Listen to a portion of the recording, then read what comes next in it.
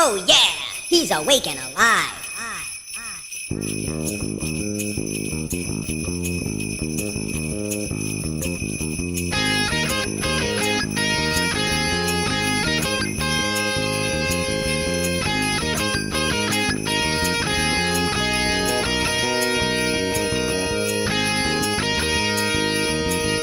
It's the 40-Year-Old Boy Podcast with your friend Mike. It's the 40-Year-Old Boy Podcast that you like, 'cause it's free. Here he comes out with Lily and stuff. It's gonna start. Hey, what's happening? Mike Schmidt, 40-Year-Old Boy Podcast, and I'm not going to lie to you, I'm confused and trapped and perhaps a little bit afraid. Let me set the scene for you right now. I'm traveling, as I said, I think last week, if you listened to last week's show, the Christmas show. Merry Christmas to all of you. I'm sure you experienced Christmas. And if you listened to last week's show, I didn't really talk a lot about Christmas, I guess. But I have in the past. Look, I've got 7 years of this podcast under my belt. That's 7 Christmas shows, folks. Go back and listen to all of the Christmas shows. Perhaps, why did I do that this week? I'll just collectively put all the Christmas shows together and put them out as one gigantic file.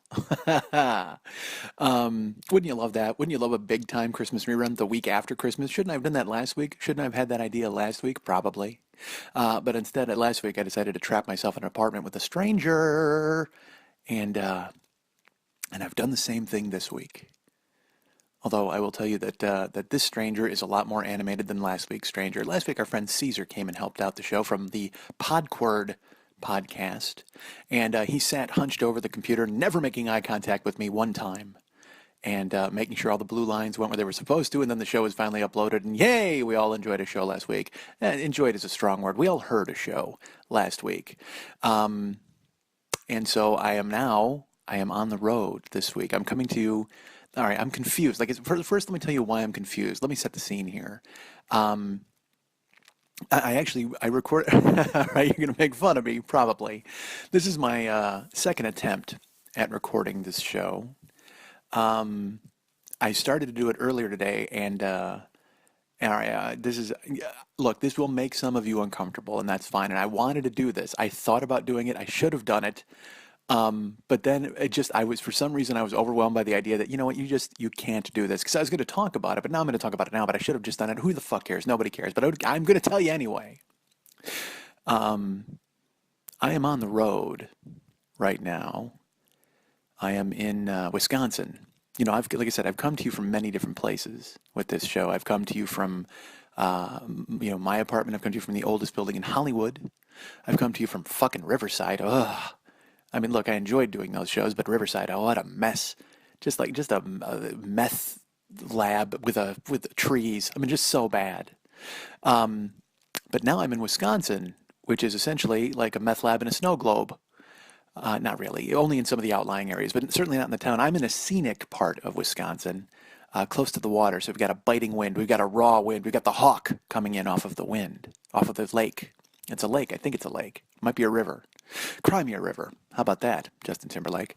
But I'm confused, and here's why. All right, so I started to do the show earlier today. And all right, so last week, as you know, I recorded here, or not here, I recorded at my apartment, and it was strange because, Caesar was there, and we all talked. I talked about that a million times, but I was recording from my purple chair, which I've never done before. I've never recorded from that purple chair. When I recorded at my house before, I was at my desk, because I apparently thought it was professional to sit at a desk with your arms folded or your hands holding your hands in front of you and like you're praying or something. I don't know. It was stupid. I don't know why I made myself do it at my desk. Maybe that's the only place Eric could plug in all the stuff. But now technology has advanced in the last 7 years where I can fucking do it from anywhere. So I was in the big purple chair, the king chair, my chair and Jill's chair, mine and Jill's chair. It's not mine chair and Jill's chair. That would seem like we have she uses it 3 days, I use it 4. That doesn't make any sense. No, it's our chair because we both fit in it, and that's awesome. But we could fit into pretty much anything together, honestly. I got a lap. So I recorded from the purple chair last week, and it was, it was fine. I enjoyed it. It was strange though. I won't lie. It was a little strange, and it was more strange because Caesar was there, and I talked about it. I told you that, I relentlessly talked about it for a fucking hour last week. Actually, 2 hours. Well, actually, only an hour of content was about that. The other hour was about whatever else. All right, whatever else. It was me at Walmart, I think. You're going to make fun of me probably. And this is strange. This is again, I'm having a conversation with you. You do realize that, right? I mean, you can answer if you'd like. I won't hear it unless you'd want to email me or write me on Facebook, like our friend Tom Faust did. Haha, Tom Faust. You know what? I got a note from Tom Faust today, and he's like, "Hey, dude, I can help with your computer problems. I sent you an email about it." And so I wrote him back, and I'm like, "Sadly, that email never arrived." And then he wrote me back, and he's like, yeah, go ahead and search for this particular word, and you'll find it." So then I searched in my email for that particular word on all of my email accounts, and guess what? Never arrived. So I just took a screenshot of it, and I sent it to him on Twitter, and I'm like, haha, I don't think so, friend. I don't think I typed that. I typed something far more interesting and funny. And then he wrote me back, and he's like, okay, I'll write you later. Yeah, Faust, over there in Europe, stealing the job from Thorgar. So how did I spin off into Tom? Oh, the conversation. Yeah, I'm having a conversation with all you guys, and you can reply to me wherever you want. You can reply in your car, have a conversation, because that's what I do, folks. I am in my car all the time talking to myself out loud because I'm alone all the time with no friends. I have friends. They're just in low places. They're certainly not in the car with me. It's where the beer chases our blues away. All right, so I'll be okay. So I'm in the purple chair last week, and that was fine. I didn't mind it as I was conversing with you guys and talking into space. And this is, again, this is a weird, when there's nobody here, because, when I do it, even when there's a producer, there's at least somebody there who I can possibly, if I say something outrageous or silly to get their attention, they'll perk up their ears and maybe look at me. Caesar didn't much because he didn't care for the show, quite frankly. But when I'm doing it alone, as I'm doing right now, well, not really alone. I'm not alone, and I'll get to that in a minute. But I'm technically alone. Did you hear that? That will explain why I'm not alone. I'm getting to that eventually. So this is why I'm scared and trapped and confused. Fuck. All right. Let me tell you the beginning of this saga. Yes. That really could not have come at a better time. That's muffled. I don't know if you can hear it or not, but if you can, I'll explain it later. And if you can't, I'll still explain it later. Stick around, folks. We got a lot going on later. There's a lot of explanations happening.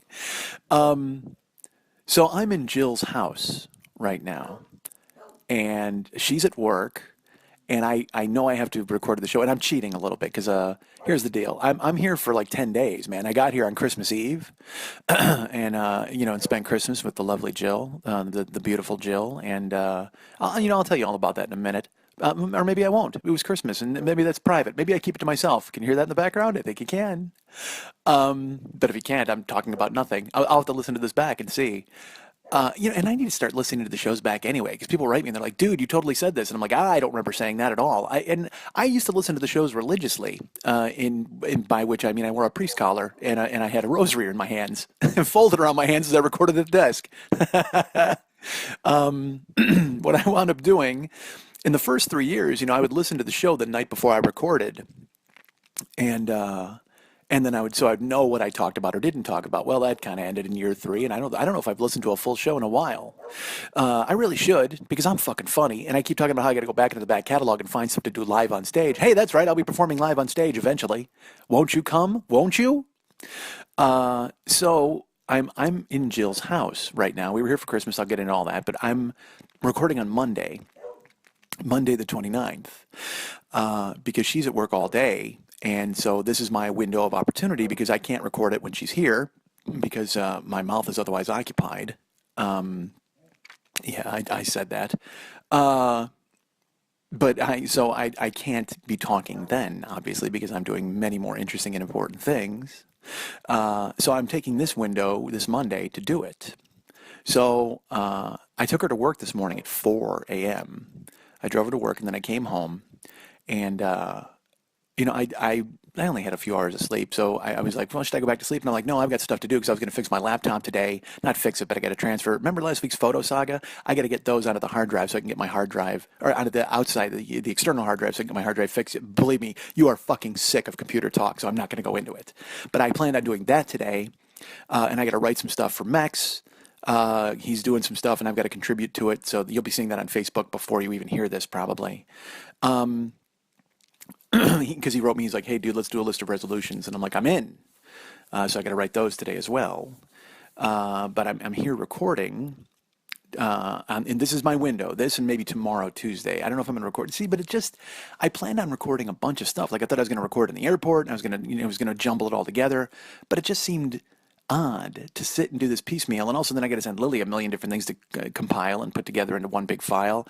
And it's New Year's Eve, and she's busy, and she's out probably taking her clothes off for strangers, and I can't have that. I can't tie her down. I can't chain her down and make her do this. Or maybe I can. So I waited, and my window here is Monday because this is one of Jill's long days. She may have a long day tomorrow as well. I don't know. So maybe there's more to record tomorrow. I don't know, but it just seems stupid to break it up piecemeal because then I forget what I had. I like momentum. I like talking and knowing kind of where I'm going. Although that's bullshit with nobody here to keep track of what the fuck I'm saying. I have no idea what I'm saying. So if I repeat myself, I'm a doddering old man, and stick around. I'll get to some other cogent point eventually. So I came home today after taking Jill to work, and it was dark outside, and it's cold. It's fucking freezing here. Just the biting wind, as I mentioned. And so I got undressed, and I went back to bed, just because it was warmer in bed. I wasn't going to go to sleep, but I laid in bed, and I had the phone with me, and I was like, well, all right, we just go ahead and start recording this. So I started to record the show, and and normally this wouldn't bother me. I don't even know why it fucking bothered me. But I was recording the show, and I'm talking and I'm doing stuff, and then it became increasingly obvious to me that something was strange, at least in my brain. And I don't know why. I've never been more aware of this fact. I was talking, and I'm laying in bed, and I'm under the covers, and I realized, because again, as I've mentioned, this is kind of I'm alone. So I mean, I know you guys are going to hear it eventually, and it's a conversation with you, but I'm by myself. So I can, like I said, I sat in the purple chair last week, and it was fucking strange. When I sit at Lily's, she's there, and Caesar was at least there that 1 week. And when I was in the airport, there were people buzzing around. I've recorded by myself in my house with my phone before, but that's also, I made myself sit at my desk because it seemed like it was professional. But after the purple chair last week, fuck professionalism, right? Everything goes out the window, and I can do whatever the fuck I want. As I've mentioned last week, the medium lends itself to a certain casualness, and I can just go ahead. I could do this from anywhere. I could do it from a car. I could do it from a grocery store, and I really thought about doing that this week. But I was like, no, what? I'm going to go and just do one straightforward take, and I'm going to wait till Monday, and I did. So I got in bed, and I'm doing it, and all of a sudden, it just became. I became really aware of the fact that I was naked. Like I was nude. I wasn't wearing any clothes. Nude. I don't like that word nude. I like naked. But I was both. I was fucking both, and I was recording the show. And for some reason, it creeped me the fuck out in a way that I can't describe. Like because I knew the show was going on to you guys, and I like I said, I've lent myself to having some sort of professionalism, and I've sat at a desk for fuck's sake. I've had my hands folded. I've made sure that I've always had pants on. That should be the bar, right? Shouldn't that be the bar for professionalism for doing a fucking show? I had to have pants on. Look, I assure you, every podcast you've ever heard me on in the past, whether my own or as a guest on somebody else's, I have been wearing pants. I promise you that. And it seemed like quite a leap to go from fully dressed pants-wearing guy to completely naked cock-out guy. And I was talking, I talked for about 8 minutes. I mean, that's my guess. Before it finally hit me, and then I kept trying to power through it, but I couldn't get past it. And then I thought, because last week I got caught in a loop about the computer and Caesar, and I felt like I kind of went in a loop and talked over and over about the same thing. And so then I couldn't stop talking about the fact that I was naked, and then it wasn't like in a fun, hey, this will be funny, and guess what, guys, I'm doing this naked, creepy. It started like that, and then the more I talked about it, the more I thought, dude, now you're just like You're just a fucking sex offender at this point. You know, you're naked talking to people, like whispering. You should just be like in the 70s. I would have done that on a phone call. Like fuck that. You know, technology has advanced to the point where my obscene phone call would be an hour long and recorded and sent to the fucking world. That's horrible, right? Isn't that terrible? I mean, normally I would have to call you one on one and go, "Hey, what are you wearing?" "I'm wearing nothing." Well, this time I fucking did a podcast and I'm like, "What are you wearing?" "I'm wearing nothing." And I actually said that sentence and it made me laugh. And then I was just like, "Oh no, that's fucking terrible. You can't do that to people. You're fucking naked. Terrible."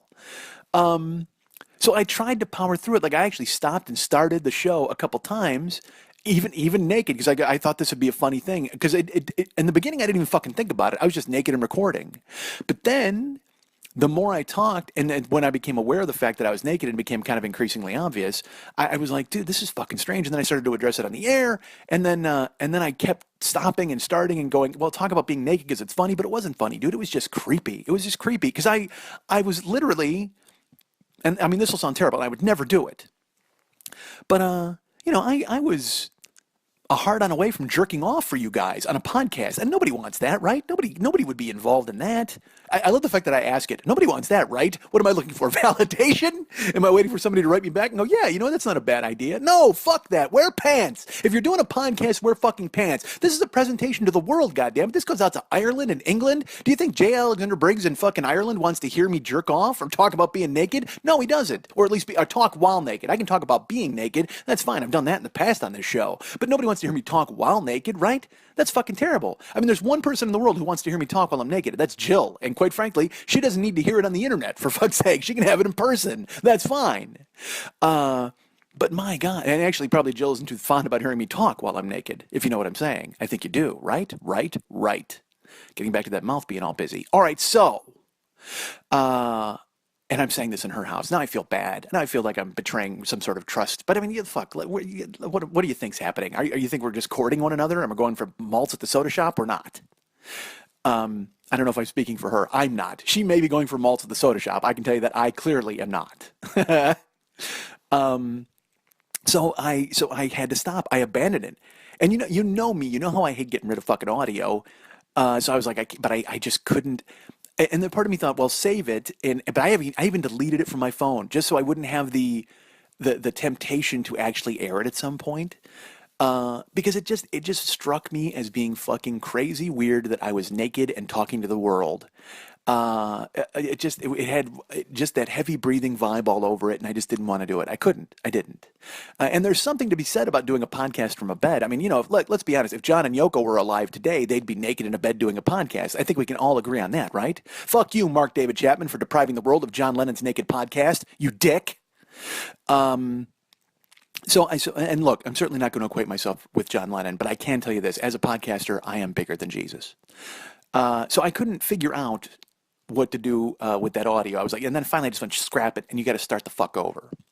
So I wanted to clear my head, and like I said, I have to work on my laptop, so I actually took a few hours to recover. And I know that sounds fucking stupid because I'm a performer and what the fuck, that's all you do is talk and you make it happen. But my God, it hit me in such a weird place that I was naked and talking to everyone that I had to kind of fucking shake it off. So when I say I'm confused, it's because I'm also confused in kind of a literal sense here because I'll tell you what I'm wearing now. I was naked before, so there was no point in telling what I was wearing because it was nothing. But I'm back. I'm in our bedroom right now, and I'm confused because I'm wearing. I shouldn't even fucking tell you this. I'm wearing Green Bay Packer, like fuzzy lounging pants. I don't think they're called lounging pants. I'm sure they're just pants, but they're fuzzy and they're really soft. And Jill got them for me. And guys, when your hot girlfriend gets you something, you wear it. Whether you want to wear it or not, you absolutely wear it. And they're comfortable, certainly. So if I don't see myself wearing them, then I'm fine. And look, I'm not that guy who's like, boo, Packers, I'll never wear that. Because unfortunately, here's the bad news. I'm not a Packer fan. I'm more of a Bear fan. And by the way, today is Black Monday and the Bears cleaned house. Fuck and yes. Maybe I'll get to that in a minute. But now I'm a Packer fan because my girlfriend is, so I want her to be happy. But it's this weird, I'm torn. I will tell you that. Well, let me tell you, I'm wearing the fuzzy Packer lounging pants. And I'm not like, boo, Packers, I hate them. But sadly, green is my absolute favorite color. And so the Packers are green and gold, and it's that awesome like forest dark green, which is the one I want because I can never find a fat guy shirt in forest dark green. I have green shirts that are almost like an olive green and even a lighter green than that, but they don't make dark green fat guy shirts, at least that I've been able to find. And also I've lost a ton of weight now, so I haven't really looked for any green shirts because my money's in check and it's not exactly like I can go out and buy a bunch of t-shirts at this point. Okay, all right, enough, off my back. And yes, maybe I say that because there are lawyers or people listening who I mentioned last week. I don't know. I certainly don't want my creditors coming to town and taking all my green shirts. Actually, I must be honest with you. I am at least $4,000 in debt to Green Shirt Amalgamated. It's my own fault. I love them and I look good in them and I can't stop buying them. However, I can still never find the color that I want. Terrible. So as I'm sitting here now, I'm wearing my Green Bay Packer fuzzy lounging pants. But folks, I mentioned the confusion that I'm experiencing. I'm wearing my Chicago Bears jacket. Yeah, that's right. I got Packer pants and a Bears jacket on. I want to kick myself in the chest. That's how it works. My pants want to beat up my fucking jacket. My jacket wants to wrestle my pants to the ground. And by the way, if anybody out there wants to wrestle my pants to the ground, I'll go ahead and do a naked podcast just after. So my pants are like directly fighting, and also it's orange and green, so it doesn't really match. But I don't give a fuck about matching. I'm sitting in a house. I'm in our bedroom. There's no reason to match. But it's better than naked, right? You can say that. I would say that contrasting clothing is certainly better than naked podcaster. That's my guess, at least for you folks out there. And for me, it was creepy as fuck. Just to be naked and under the covers. That was the thing. I was like lounging like I'm a goddamn king. That was the stupidest thing. That's what made me feel so dumb about it. I felt like I was a goddamn king. All of a sudden, I'm just kicked back, and I'm like, yeah, here we go. This is going to be fucking awesome. And I'm under the covers, and I'm leaning up, and I'm naked, and I'm talking to you people. And then I just all of a sudden caught a glimpse, and I'm like, dude, you are naked. Like, this is weird, fucking strange. And I would have never had to tell you guys that. Because, look, as far as you guys know, that thing I told you earlier about all the podcasts I've ever done, I've worn pants, that could be a fucking lie. It could be completely opposite. I've been naked for every podcast that you've ever heard. Every podcast you've ever listened to me, I've been naked, and today's the first day I'm wearing fucking clothes. How strange would that be? I can tell you this, it would certainly be strange for the people over at Scarborough Country when I did that episode, or when I did fucking Corolla, or any of those shows, or Marin. That's why Marin and I had such a weird, we got off on the wrong foot at the end, was because I was naked the entire time in the garage. And I got cat scratches in places you don't want to see. Or you don't want me to talk about, certainly. Actually, that was what the early show, but it's about today. All I did was talk about where the cats scratched me in the garage when I was naked. So, man, I'm confused because I'm wearing the Green Bay Packer pants and I'm wearing the Chicago Bears jacket. And never the twain shall meet, but I can tell you this, the twain are meeting right at my waist. So, that's where, if you want to meet the twain, if you want to go ahead and find the twain, if you want to find the Samuel Clemens in this entire fucking thing, just go ahead and find my waist and you're in. What's funny? I was trying to think of a Twain quote on the fly there, and I was like, never give a sucker an even break. And I'm like, fuck that. That's W.C. Fields. That's like, isn't it? Or I never wanted to be in a club that would have me as a member. That's Groucho. I can't fucking, for the life of me, I can't think of a Mark Twain quote. A Connecticut Yankee in King Arthur's court. He wrote that story. We'll settle for that. I am right now a Chicago Yankee in a Green Bay court. That's what I am. So I'm in our bed. And I'm wearing clothes. And you might be thinking to yourself, why are you in the bedroom, like in there? Because like I said, I'm confused because of my clothing is confusing. And I've also gone out in this outfit, I should tell you that. I've worn my Bears jacket and my Green Bay Packer pants out into the world here in Wisconsin. And a lot of people want to talk to you when you do stuff like that. It's not even, what the thing is? They don't even notice the Packer pants. They just see the Bear jacket, and I've been stopped. It happened with Jill and I. Whenever we're together, because she'll wear Packer stuff and I'll wear Bear stuff. But when I'm just out in my Bears jacket, I'm kind of shocked. I'm in Walmart, as we've mentioned. I love it here. And I went to Sendik's, which is my new favorite grocery store. It's kind of like it's like the Trader Joe's of Wisconsin.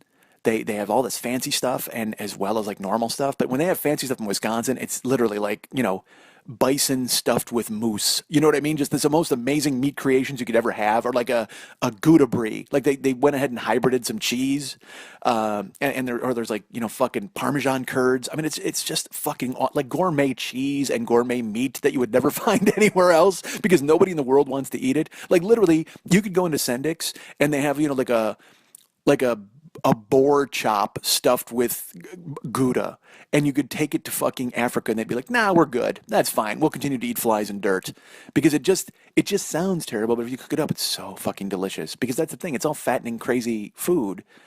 With with a chutney on it and stuff, but that's how they do things out here. I mean, it's the Midwest, man. They love their fucking meat and their cheese. But then again, in California, they got meat and cheese too. I don't want to fucking pigeonhole anybody. By the way, if you go to the store, you can get pigeon. They call it squab in California, but out here they just fucking call it pigeon. They don't even fuck around. They let you watch them cut the head off of it, and they just hand it to you. Here, pluck it and eat it. Go for it. Do your thing. But you have to bring a bloodhound in to point at it, and then you can take it home. A bloodhound? Is that what hunts? No, it's hunting dogs. A pointer. I guess a pointer would point at it, really, when you think about it. Bloodhounds don't point. They're all lazy, and they lay the fuck down. Look, I don't know much about dogs. Well, I know one thing about dogs. They can be terrifying and relentless. I'll tell you that. That's two things I know about dogs. Or one particular dog. As I've mentioned, I'm in the bedroom here at Jill's place. Oh, and so like I said, I go out and all these old men stop me at the store and they want to talk about the Bears. And here's my favorite part about it. Okay, they're all Packer fans. So they want to talk about the Bears and they give me that. They're super nice about it. They want to go, "Oh, super, stop saying super. Do me a favor, write me emails and Twitters and just tell me to stop saying super. Write it on my Facebook wall and I'll fucking read it and remember it, but I never will. I mean, I'll read it. I just won't remember it because I keep saying fucking super. I don't know why. But everywhere you go out here, everybody wants to talk to me about the Bears because I'm wearing my Bears jacket. And it's because they're Packer fans. And you know why? Here's why. Here's why they want to talk about it. Because they always give me that, you guys, it's so much better when you guys are good. It's a better rivalry. I hope you guys get better in the future. You know who says that? The team that's good. Fans of the team that's actually winning. They're the ones who can have this benevolent attitude of, well, I hope you guys are okay and you do better because it's really better when it's more fun when you guys are good. Yeah, that's bullshit. Because if we were beating the shit out of you, you wouldn't fucking stop me in the store and say a goddamn word. That's these Packer fans who want to talk to me and they're like, oh yeah, I hope you do well. And they all hate Cutler. It's so funny. The only people who hate Cutler more than Green Bay fans are fucking Chicago fans. They hate the guy. And look, I can't defend him from what happened this year. I can't. I mean, he just went in the tank. And is it Trestman? Is it the offense? He had a ton of skilled players. It just seemed like they started to call these really safe plays, and it's because. But I think did they call the safe plays and that caused Jay to be less effective, and I call him Jay because we're good friends, or did they call the safe plays because fucking Cutler was throwing the ball in a double coverage all the goddamn time and trying to make things happen? I don't know. I can't figure it out. All I know is today the Bears fired everybody. They fired the GM and the coach and all the fucking coaches, the coordinators. So they're starting over, which is good. I'm excited. Start over from scratch. They just need to make the right fucking choices this time. And they the last few coaches they've had, when they hired Mike Martz to be their offensive coordinator, I am sorry for any people who don't care about football. I'm just going to talk about this for a minute. But when they hired Mike Martz to be their offensive coordinator, they made him meet with Cutler for like 3 days or 2 days, I think, to discuss what he wanted to do in his offense. And then Cutler kind of gave his seal of approval and Martz came in. Then when they hired Trestman, they had a choice between Mark Trestman and the guy Bruce Arians, who had been coach of the year for the Colts. Well, they brought in the coach of the year, and they brought in Coach Nerd from Canada, and because Coach Nerd from Canada said he could salvage Cutler and he got along with him, they hired Coach Nerd. Now Bruce Arians is leading the Cardinals into the fucking playoffs on a third-string quarterback's legs, and Mark Trestman, then they said goodbye. He lost his fucking job. So I guess he didn't make the right fucking choice, and that's why general manager Phil Emery also got whacked today. And so they need to make the right choice. And when they hired the Coach Nerd, I was excited because he was a guy who used analytics and he was a guy who used numbers and he came at it from a different angle and a different perspective. And I'm like, good, this guy is going to change things and it won't be such meathead football. And, but you know what, dudes? Analytics and numbers are a baseball creation. Analytics and numbers are maybe even a hockey creation and a basketball creation. In football, it is punch them in the fucking face harder than they punch you in the face. That's it. It's break the quarterback's collarbone and concuss the other running back and you'll win. That's what football is. Regular sports can be finesse. You know what football is? Football is like fencing if you actually got to stab the guy you were fighting. That's what football is. You can say there's finesse. That you can say that, there's the pistol and the shotgun and all these different kinds of offenses. But you know what? What it comes down to is that you have 11 fucking savages who want to kill the other 11 savages in the different color uniforms. That's it. And that's why my pants do not get along with my jacket. That's the moral of the story, folks. You want to know why I'm confused and terrified? It's because my pants and jacket keep eyeing each other up like the Jets and the goddamn Sharks. They want a piece. They want a piece of each other. And I'm trying to do the best I can. I've got my arm right right there at the Twain. I've got my arm right there at the Samuel Clemens, keeping them apart. But it's only a matter of time before my jacket overtakes my pants. Or my pants overtake my jacket, because my pants are winners and my jacket right now is starting over. God damn it. What's going on with the blue and orange? What's going on with the bear down? But I'm excited. You have to be optimistic. And you have to deal with the fact that when you're in Wisconsin and you walk around in your Bear gear, people want to talk to you about how the Bears are like, oh, yeah, I feel bad for you. Oh, Cutler, oh, it's so sad. But again, if the Bears were kicking the shit out of the Packers, I guarantee you none of these old men would stop me and go, ho, ho, let's talk about football, son. No, you don't want to talk about football because your team's getting the shit beat out of it. It's easy to be benevolent about the other team when you're the team that's going to the fucking playoffs. When you're the team that's getting stomped and you're a fucking welcome mat for every other goddamn team in the NFL, you just got to go, yeah, well, and I just, because all I have to do, because also, I'm not psycho fan. I'm not the guy out there on Facebook who's like, this team sucks, this team's great, this team sucks. I mean, I might make fun of them occasionally, but I also recognize that, you know what, I'm not going to be able to pay my taxes with the Bears wins. Very rarely will I be able to send my Chicago Bears victory credits to DirecTV to pay my fucking satellite bill. That's not going to happen. I wish I could. I want to. Although, actually, no, I don't wish I could, because at this point, I'd be woefully short on my DirecTV bill. The Bears only had 5 victory credits this year. I can't possibly pay my DirecTV bill with 5 victory credits. Jesus Christ. Well, the heat just came on. Did you hear it? I mentioned it because it's such a rare occurrence in Jill's house, because she turns the heat. Dudes, all right, let me talk about this for just a second. It's a cliche that women are always cold, right? Oh my God, women are so cold. Oh, they're freezing. Dudes, I have the one girlfriend who is she's never cold. She'll say she is, but she won't turn the heat up. It's like this weird. She's got a battle of. I've never seen a more. Because, all right, Jill is frugal. Like, she always says that. I'm very frugal. I like to look for deals. But then she when we go to a game or a concert, she's like, I sit in the front row. I have to. It kills me. Because I'm always like, all right, frugal. There was a decision we were going to make, but I guess not, because you've already talked to 35 scalpers to find the best deal at the closest or the best price at the closest deal, or whatever the fuck. I mean, it's insane. So in her house, she keeps the heat at like 66. And I mean, I have thin California blood. I mean, granted, she grew up here and she's been here and she's a snowmobiler and all that kind of stuff. And so she's got, and also she's hot. So maybe that explains it. Maybe being hot makes you warmer. I can't figure it out. Maybe because, I mean, the fact that she can warm her hands on her own ass, maybe that probably helps, because Jesus Christ, folks. All right, I'm going to stop. But yeah, maybe that's what it is. Because she's, crazy hot, so maybe that lends itself to the blood, and because I'm just like normal, that's why I'm fucking freezing in a 66-degree house with an icicle on my nose, and that's why I decided to podcast today from under the goddamn covers, because it was freezing. Because I want to turn the heat up, but I don't want to get in trouble. That's right, I'm that guy. But I'm also going to be this guy and tell you that I fucking turn the heat up. I won't lie. I shouldn't say this because she's going to hear it next week and kill me. But when she's at work, man, I turn the heat up to like 73. I rejoice in it. I revel in it here in the house. Because at night, it's like we've got an electric blanket and fucking 4 covers, and I should tell you, when we're in bed, it's never cold. But the rest of the house is fucking freezing. And she keeps the heat down at 60. Jesus Christ, 66. That's a Nitschke, right? Is that a Ray Nitschke? She keeps the heat at a Nitschke. Maybe it's a Packer tribute. I have no idea. But yeah, it is freezing in this state, in this city, but mostly in this fucking house, because she refuses to turn the heat up. So when I'm in trouble. I'm already in trouble by saying it, but she walks out the door, or if I take her to work and I drop her off, I come home, the first thing I do is I turn the heat up.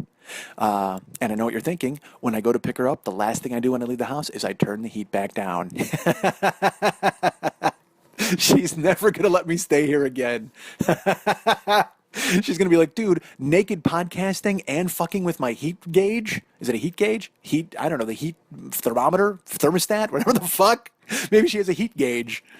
That's a great name, by the way, for like a SWAT member or something. Heat Gauge. That's an action movie guy. Jason Statham should be Heat Gauge in his next movie. Please welcome Heat Gauge. Well, I don't know if he's got a talk show. That wouldn't be much of an action movie. But yeah, when you're in trouble, when you've got people trapped in a burning building, and you can't find John McClane, call Heat Gauge. I'm in our bedroom. And like I said, I'm wearing my fuzzy green Packer pants, and I look good in green. Don't kid yourselves. But I mentioned that, that's the confusion part of it. But I also mentioned that I was terrified. And you may have heard why earlier. I'm here, and the lovely Jill and I are together.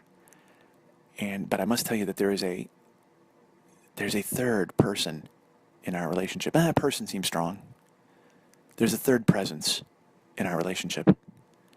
I very rarely have I had women fight over me, folks. But I can tell you that right now I am in the throes of a battle, the likes of which I have never seen. Because, I have Jill in my life, and she is mine and I am hers. However, I am being strongly pursued, pestered, nearly overwhelmed by another woman, whose name is Tawny.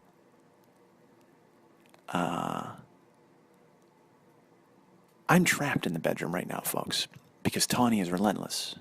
Tawny will not leave me alone. Tawny loves me. Tawny won't stop staring at me. Tawny won't stop talking to me. Tawny won't stop bothering me.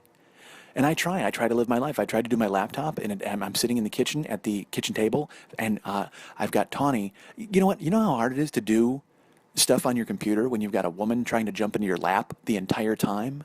When a woman is trying to get your attention, when a woman won't stop talking to you. And look, I'm a conversationalist, certainly.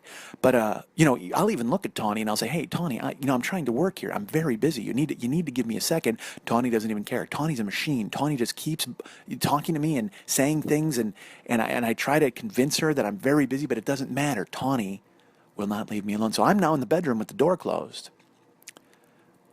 Because Tawny would have never let me record this show out there. Because she needs attention. She's hungry. Tawny's hungry. And she won't let me forget it. Tawny's a dog. I should probably mention that right now. I think I've mentioned her in previous shows. I said that Tawny was a beagle and was constantly eating. Well, I'll tell you what, this trip takes it to a new level, folks. Like, I don't know how to explain to you the intensity of Tawny's hunger, the relentlessness in wanting to be fed. It's to the point now where if I'm sleeping when I go to bed with Jill, I want to close the bedroom door because I'm afraid in the middle of the night I'm just going to wake up without an arm. My arm will be gone. It'll be in the belly of a beagle, and I can't have that happen, folks. I mean, unless I was noodling. Certainly if I'm out noodling for beagles and they're at the bottom of the ocean and I put my arm in them, boom, there, we're noodling a beagle. But I don't want my arm in the belly of a beagle, folks. Not unless I'm trying to catch them on some sort of sporting outing. So I'm just I'm trying to hide. I guess out of sight, out of mind is how it works with this beagle. I mean, although I think you heard her earlier in the show, she sniffed me out because she heard me doing the podcast, or maybe she's just anti-podcast. You know what? She is a dog, and she probably isn't aware of the medium. She thinks I'm just in here rambling. Remember last week I thought my neighbors were wondering I was a freak? Tawny's got to be thinking I'm crazy because she knows Jill isn't here, so I'm alone in this room talking to myself, and Tawny might be showing some concern for me. Maybe that's it. She's actually reaching out. She's not hungry anymore. Now she's like, you know what? I was hungry earlier, but now I'm concerned for you. You seem to be going a little bit off the deep end if you're talking about yourself in the bedroom for this long, and so maybe she's reaching out. Perhaps that's it. But I don't think so. I think it's hunger. By the way, remember I was talking about how I should listen to this show? I should listen to the phone shows because I don't know how different the audio quality is. People have written me and told me, hey, you know what? When you're on the phone, it sounds okay. But I'm wondering if it's too close to my mouth, if I'm popping my peas, or if there's any sort of if you can hear me swallowing, God, why am I worried about that? It's a podcast, just do it. But instead in my head, all I'm thinking about is, because I'm in your ears, man. I'm really close to your brain. So if you hear me swishing saliva around, you're going to be like, turn it off. Why do I always think that there's these reasons for you to turn the show off? It's so funny. I think you would want to turn it on because you want to hear me because I'm funny, but mostly in my head, I keep thinking of the reasons you would want to turn this off. I talk about one thing too often, or I might get caught in a loop, or the fact that you can hear that I have spit in my mouth, as if I was the only person in the world with spit in his mouth. But certainly I'm the only person in the world with spit in his mouth who's this close to your ears, right? Unless you're doing things that I don't want to know about. That's right. Keep your filth to yourself, spit ears. Let me describe Tawny to you. I think I told you before, she looks like a Roomba in a beagle outfit. That's what she looks like. Because she just eats everything. Well, I've got a better description for her. She is, she, her head is a beagle's head. She's a gorgeous dog. Just and you can see, you know what? She even looks like a lady. I know that sounds weird because certain dogs you look at them, they're just dogs. All dogs look like dogs. She looks like a girl beagle. You can just see it in her eyes that she's a lady, a really really hungry lady. So she's got a beagle head and then beagle front legs, and then in the back she's got beagle back legs and a waggy beagle tail. But in the middle, she looks like, you ever see when a boa constrictor swallows a goat? That's what fucking Tawny looks like. And that's why I can't understand why she's so hungry. Dude, you have been eating forever. Because I think she's 14. And in dog years, what's that? 740? I think she was alive. If you look, go, get a $2 bill right now. I'm going to wait. Get a $2 bill. Look on the back. Tawny's there at the signing of the Declaration of Independence. I have no idea if it's the Declaration of Independence. I don't know what they're signing on the back of the $2 bill, but I can tell you this: Tawny the Beagle is in there. You'll have to find her. Go ahead and look. I tell you what: first person to find Tawny the Beagle on the $2 bill, I will send them $3 for that $2 bill. That's right. You will make $1. You get a bonus dollar if you find Tawny the Beagle on the back of the $2 bill. I will send you $3 for that too. I mean, you got to send the 2 back. Please, but understand this is not a $3 winning contest. This is merely a $1 winning contest. I will give you my $3 for your $2 bill if you can find Tawny the Beagle on the back of your $2 bill. First person to do it wins. Tawny is she looks like I said, a boa constrictor swallowed a goat. Better yet, she looks like, you ever see like those old school winos in a barrel? Like those guys who, remember the barrel man at the Denver Bronco games? He pretended to be naked, but he had an orange barrel on himself. Tawny's not orange, but she's all barrel. I mean, she's beagle head and legs and beagle waggy tail, and then in the middle, it just looks like she climbed into a keg. I mean, she is just fat and round. It's to the point where she has cute beagle legs, and I'm starting to worry that they're not going to be working very soon because her belly will just scrape the floor. She's just going to have to roll. She's not even going to be able to walk anymore. Her belly drags, so she's just going to fucking roll around on the fucking floor in the kitchen, and just, so it's going to be very hard for her to scoop up stray food when her belly is getting it and piling it underneath her. She's just going to be getting around like on a dust cloud of crumbs. That's what she's going to do. She's just going to it's going to be like a hovercraft. She's just going to be rolling around on constant crumbs. And by the way, this house isn't so dirty that there are crumbs everywhere. I should say that because it's not dirty at all. It's immaculate. It's impeccable. All of the crumbs wind up in Tawny's beagle barrel belly. Barrel beagle belly? Beagle barrel belly. Barrel beagle belly. Beagle barrel belly. Barrel beagle belly. I did that. I don't know if I can say it 5 times fast. Let's see. Barrel beagle belly. Beagle barrel belly. Barrel beagle belly. Beagle barrel barrel. Beagle barrel belly. Can't do it. Damn it. Fuck. I thought I could pull it off. Man, even Tawny out there has gone beagle barrel belly. Are you talking about me? But here's the thing. So it's like, you know what it is? I'm D. Wallace Stone in Cujo. That's who I am. But this dog doesn't want to eat. Well, it might want to eat me. It might want to kill me. I don't think she's rabid, but she's got dog spit too. And Cujo had a lot of spit. I never liked Cujo. I didn't watch the movie. I couldn't because just the ad where the dog was on the windshield and then it like breathes like slobber all over the goddamn. Oh fuck, dude! Dog slobber is disgusting. I hate it. And I'm not a man averse to spit. As you could probably tell from the first half hour of this podcast, I have no idea if the phone's picking it up or not, but I got a lot of it. But yeah, but dog spit, horrifying. Every time I pet Tawny, and I love her, and dogs are nice to a certain extent. But I wash my hands constantly. I mean, and the thing is, she totally sheds. So when I pet her, I'll be petting her and petting her and petting her, and then all of a sudden, I have a broom in my hand. Like my hand becomes a ShamWow because I've got so much dog hair all over it. It's like I can pet her and pet her and pet her, and then I can dust the house with my left hand because it's covered in fine dog hair that picks up dust and crumbs, as we mentioned earlier. But I'm here now in the bedroom, and I have to go out. You know, it's in the afternoon now, and I have to get a shower. I have to get my day started. I got to go pick up my girlfriend from work, and I still have to finish my computer. I've got to do the moving of the pictures over to the hard drive. I mean, there's just stuff I got to do. But I can't go out there. I tried. 3 different times I tried to sit at the table, and she won't leave me alone. It's just fucking brutal. And then when I would go in the living room, she would just come up, and she sits on the arm of the couch and stares at me. Which, you know, I think that she wants me to go feed her, but instead I think she's just waiting for me to drop off. So again, I can get my arm stuck in a beagle belly. And fucking terrible. But I think I want to venture out. I mean, she's been quiet for a long time. She barked earlier, and I think maybe she fell asleep. Maybe she barked herself into a stupor. Maybe she passed out from hunger. I don't know. Or maybe she found something to eat. Jesus, I'm going to walk out there and the Christmas tree's going to be gone. I can just tell she fucking ate the lights. It's going to be like the cat in fucking Christmas Vacation. She ate the lights and exploded. But But we got to go out there. But a part of me wants to go out there too to see because if she barks, you'll know exactly what I'm talking about. Hold on. All right, we're gonna do this. Did you hear my knees crack when I stood up? All right, we're leaving the bedroom now. We're gonna do it quietly so she doesn't notice. Hold on. We're opening the door. And she's right there. Literally, she's right, and now she's jumping on the bed. It's okay, Tawny, relax. I should not have let her into the bedroom because now the monster is here, and she's yawning and and she's got dog breath and right in my face and stuff, and she just, no, stop jumping on me. It's okay. Can you hear her tags going off? She's total. I wish I could film it because she's like up and jumping and spinning. Tawny, we're like, no, okay, I know. She's totally Cujo. I can't even walk, but she's jumping on me. All right, relax. Stop jumping on me, Tawny. It's okay. All right. But I can't feed her yet. That's the thing. It's like she has certain feeding times. And even Jill is like, please don't feed her. And she guards me in the shower. It's the weirdest fucking thing ever. She'll like jump into the shower and totally guard me. Well, not jump into the shower. She jumped in once when I was running I'm sorry, I'm a little freaked out because she won't stop jumping on me. Tawny, it's okay. Can you hear her feet like on the kitchen floor and stuff? It's insane. All right, so hi, Tawny. No, go down, baby. It's all right. Stop, honey. That's okay. You don't have to jump on me. It's all right. It's all right. It's okay. Yeah. Oh my God. Do you want to go out? Maybe you want to go out. Is it going out okay? All right, we'll put you out. We'll do that. Let's do that. We'll open the door here, and I got to attach your little thing. That'll be fine. Hold on. Let me attach your collar. Yes, all right. Stop, baby. Stop jumping. I have to get to your collar.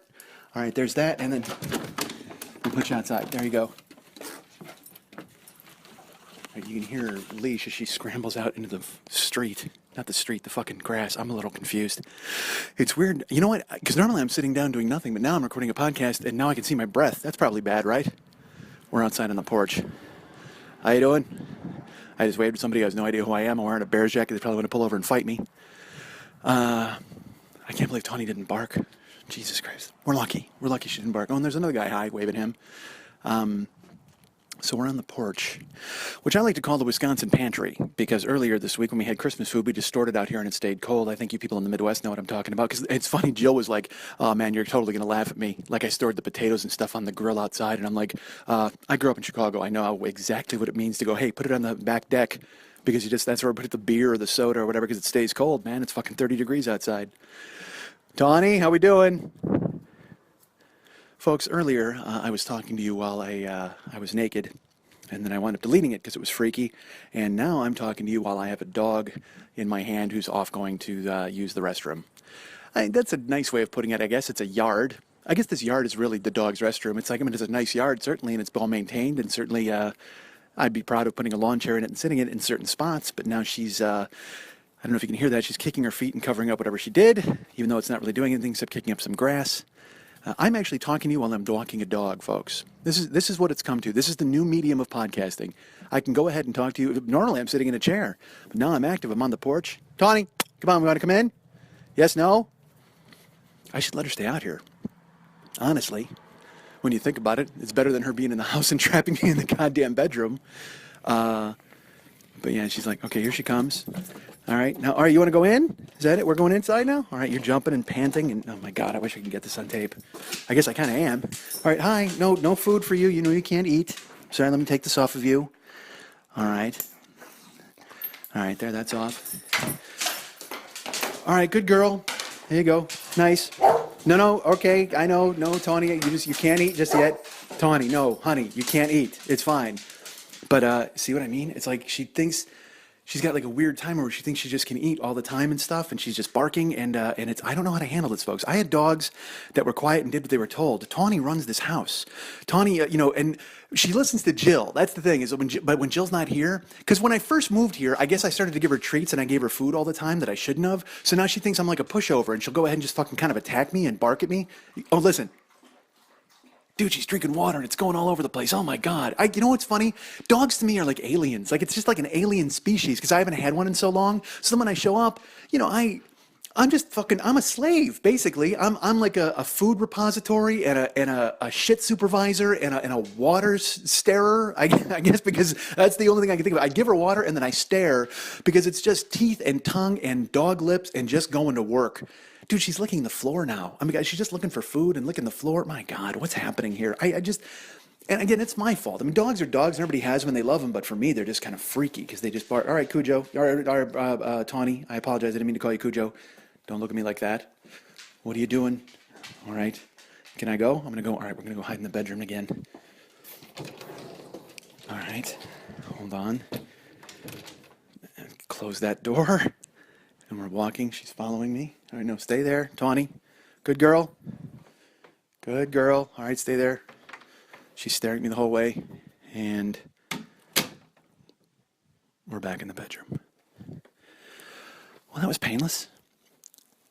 I was worried she was going to attack me. And, honestly, I wasn't really worried about it because if she attacks me, then we've got all the evidence we need right here on the phone, and you guys can just send the cops, the dog cops, and throw her in dog jail. Is that what? And they have a dog jail, don't they?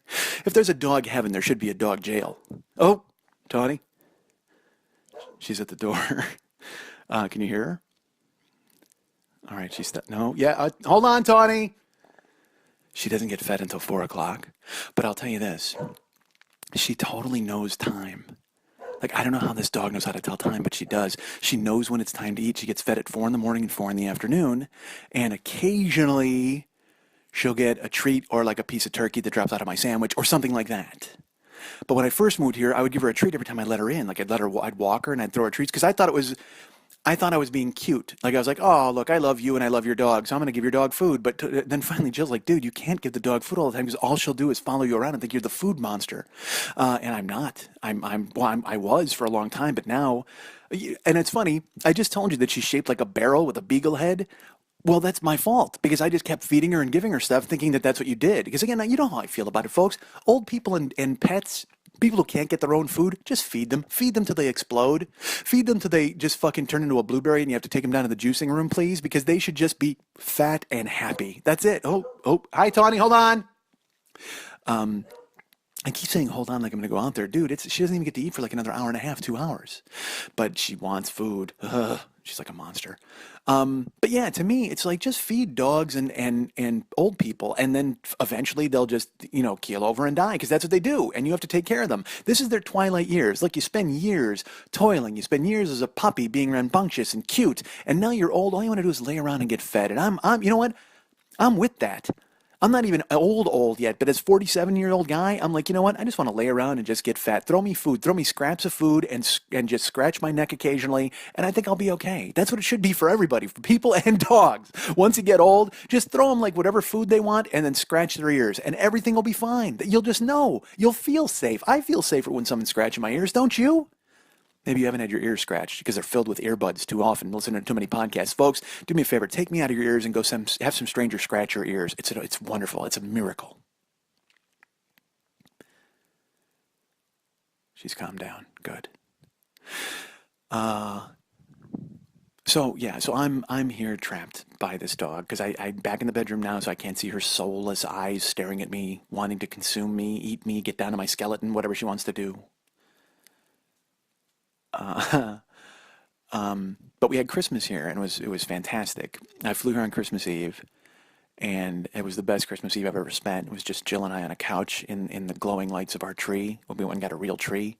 We went and bought it. The two of us went and bought a tree. It was painless. Like I thought it was going to be a big deal, but she's like, "There's a tree lot right by the house." We walked down there. There's like two sisters running it because their mom and dad had taken off, and it's Wisconsin, so everybody trusts everybody. To me, it's such a weird dichotomy. As I talked to Jill, I have these, I just want to protect her and make sure that she's safe. And she's just like, dude, you don't know where you are. Like, everything's fine. We're okay. Like, she has a garage and she has to park her car in the garage. Well, when we park in the garage, we close the door and we walk out and I lock the car in the garage. And she looks at me and she goes, honey, nothing is going to happen to my car in the garage. I go, I don't care. The one time it does will be the one time you don't lock the car and fucking terrible things will happen. And then you'll be like, oh man, I should have locked the car. Mike said I should do that. But then I find out I'm just being too... It's just weird. I'm just protective, so I just want to make sure that she's okay and keep her safe and do those things. But I don't know what that gets to. I'm sure that's some sort of psychological thing, so she doesn't go away or she doesn't leave and she doesn't disappear because I don't want bad things to happen to her. I'm finding out all about myself. But yeah, I try to make sure, and it's funny because she locks the door all the time here. Did I tell this story where I came to visit her? I surprised her, and her kids wouldn't answer the door when I knocked on the door. Like, they've been told not to answer the door if the door is locked. Well, it was me. I mean, like, they could look out the window and see me, I thought, but then it turns out they didn't even look out the window. Like, Jill's got them totally trained. Don't look out the window, don't answer the door. That's just the way it is. Oh, hold on.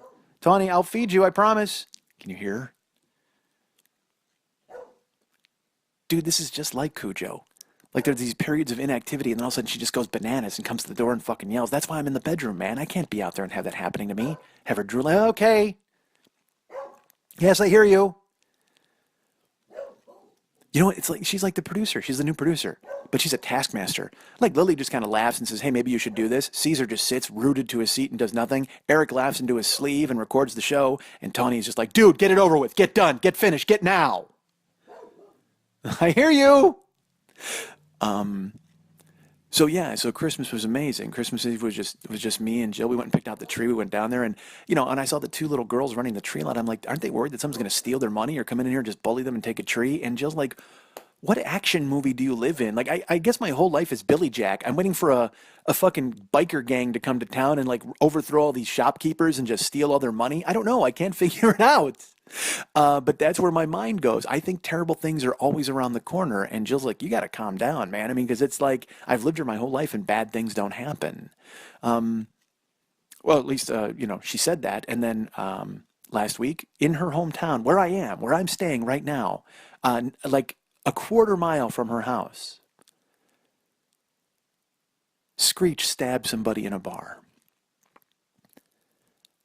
I mean, dudes, like, I live in Hollywood and all sorts of nonsense happens there, but very rarely have I been this close to celebrity nonsense.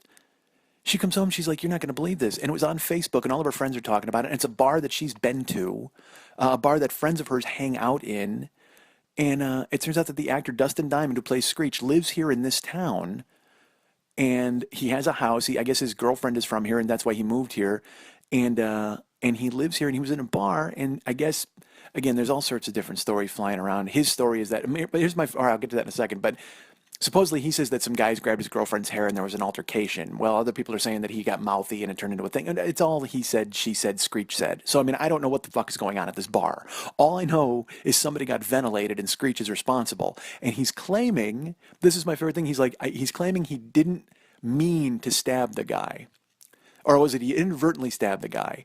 Well, dude, what does that even mean? That means you still had a knife. That means you're still fucking waving it around. Don't pull a knife unless you're willing to fucking airhole somebody. And he did. And so if you're going to airhole somebody, go ahead and fucking sit there and take credit for it. You need to own it. You need to own the fact that you actually stabbed a dude in a bar because he called you Screech. Because I guess that's what it all started out as, is they were calling him Screech and he didn't like it. And I guess, how long has that been going on, by the way? It's got to be 20 years now that people have been calling him Screech and he didn't like it. Because he is, I will tell you this, I've never met him.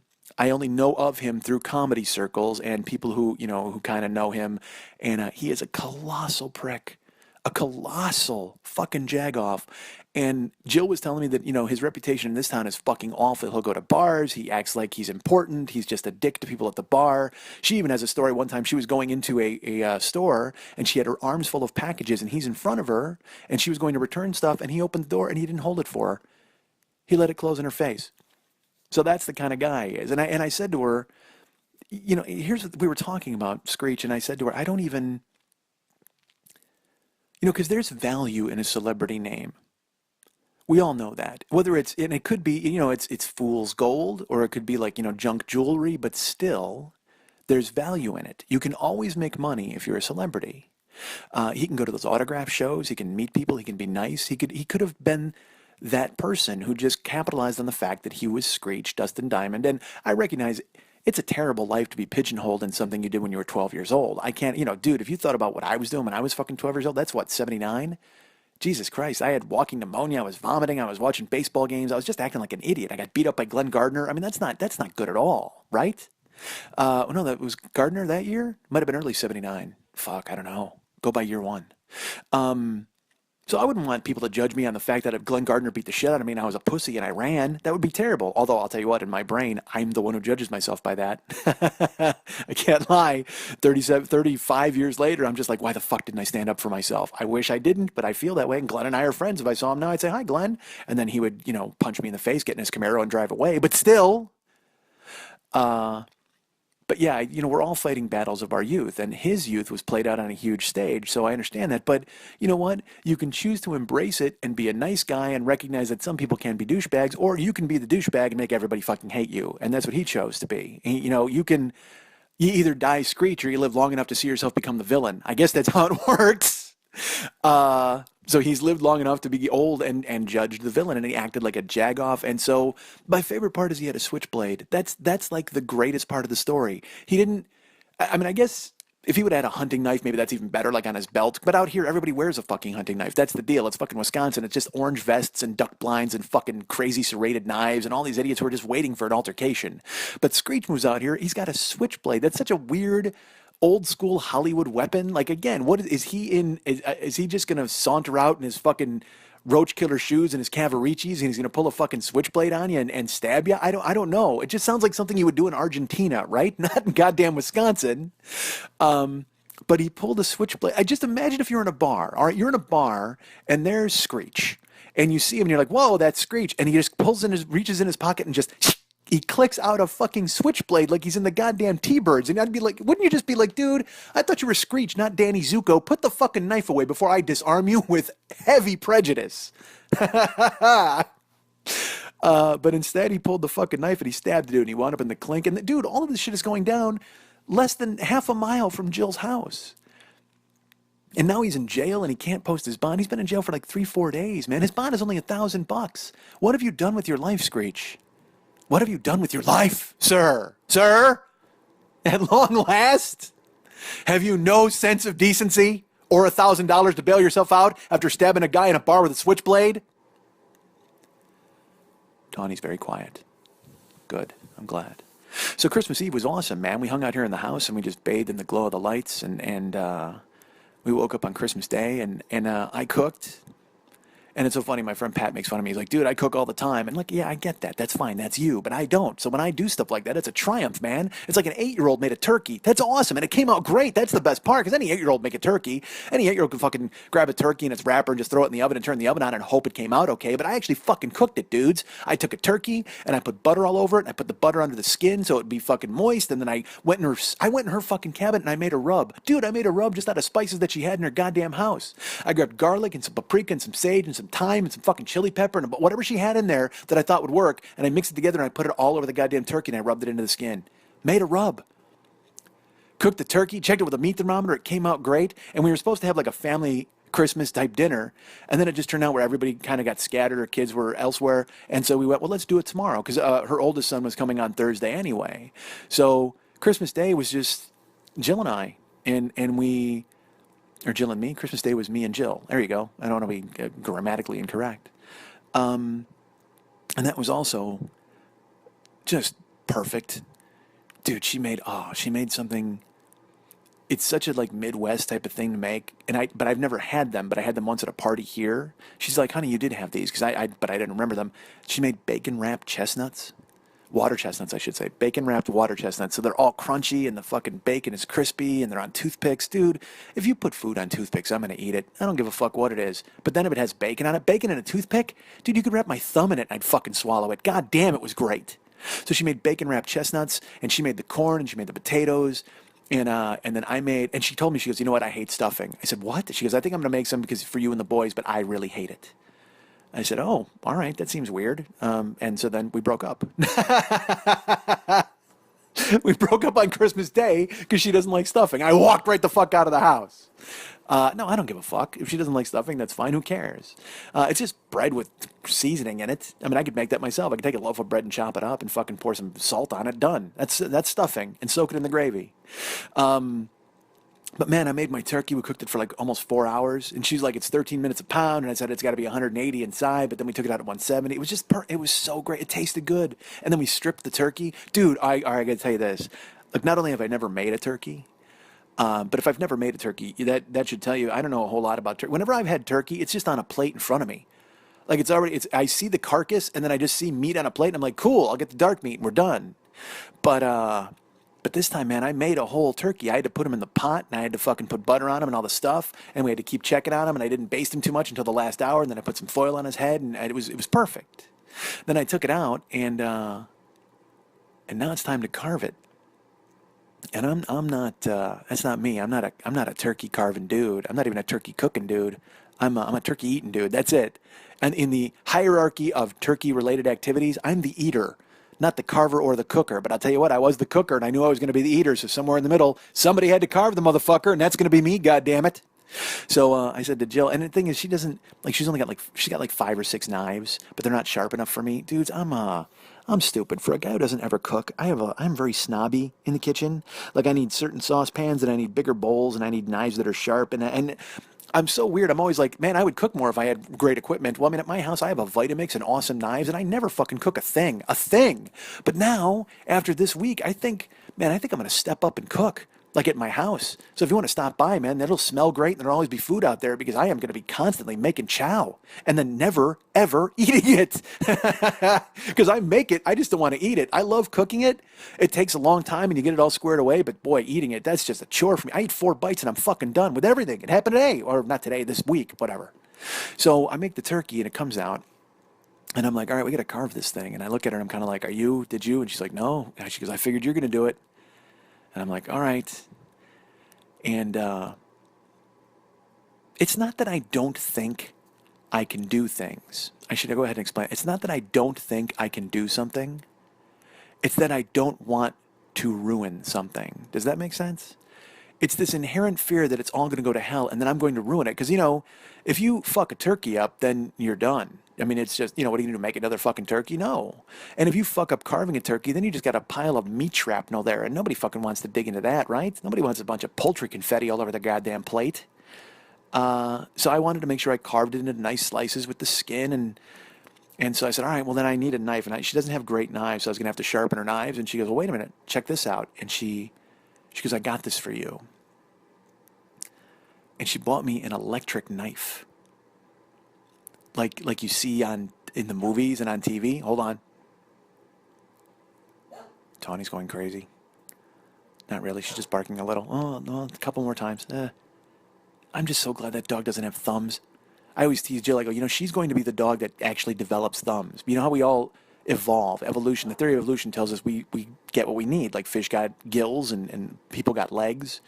And, monkeys got bananas. Well, fucking this dog is going to get thumbs and it's going to learn how to open the fridge and make its own food. It's just they're not going to need us anymore. It's going to eliminate the middleman. So Jill gives me this electric knife. And, I don't know a fucking thing about it. She puts the blades in it and they lock. And I look at the directions and I unfold the directions. She's like, honey, what do you need the directions for? And I go, well, I got to know how to do it. And she's like, well, yeah, but you press the button and you cut the turkey. How hard could it be?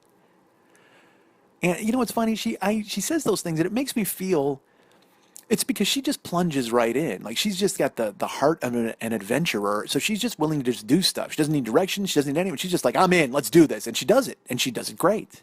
I'm not like that, man. Because again, not that I don't think I can do it, but I want to have as much information as I possibly can so I don't fucking ruin it. I'm the anti-ruiner. I don't want to ruin things because I know I'm the guy prone to ruining things. So I look at the directions and granted, it just said push the button and saw the turkey just like Jill did, except there was one key thing listed that I would not have known. It says, do not saw the turkey. Don't move your hand. The knife does all the work.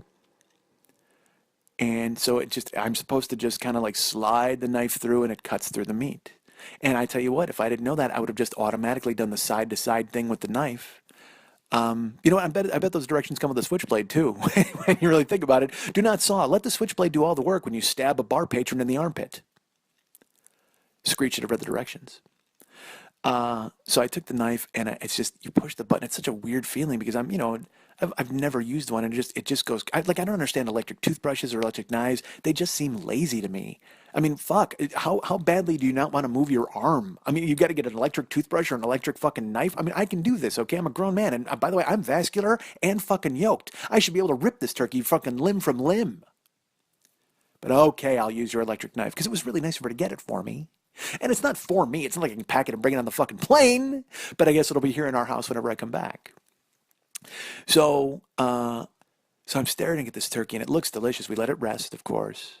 And it was a daunting task. So I'm like, all right, well, I got to move the legs first. I have to remove the legs before I carve because I mean the knife would have gone right into the legs.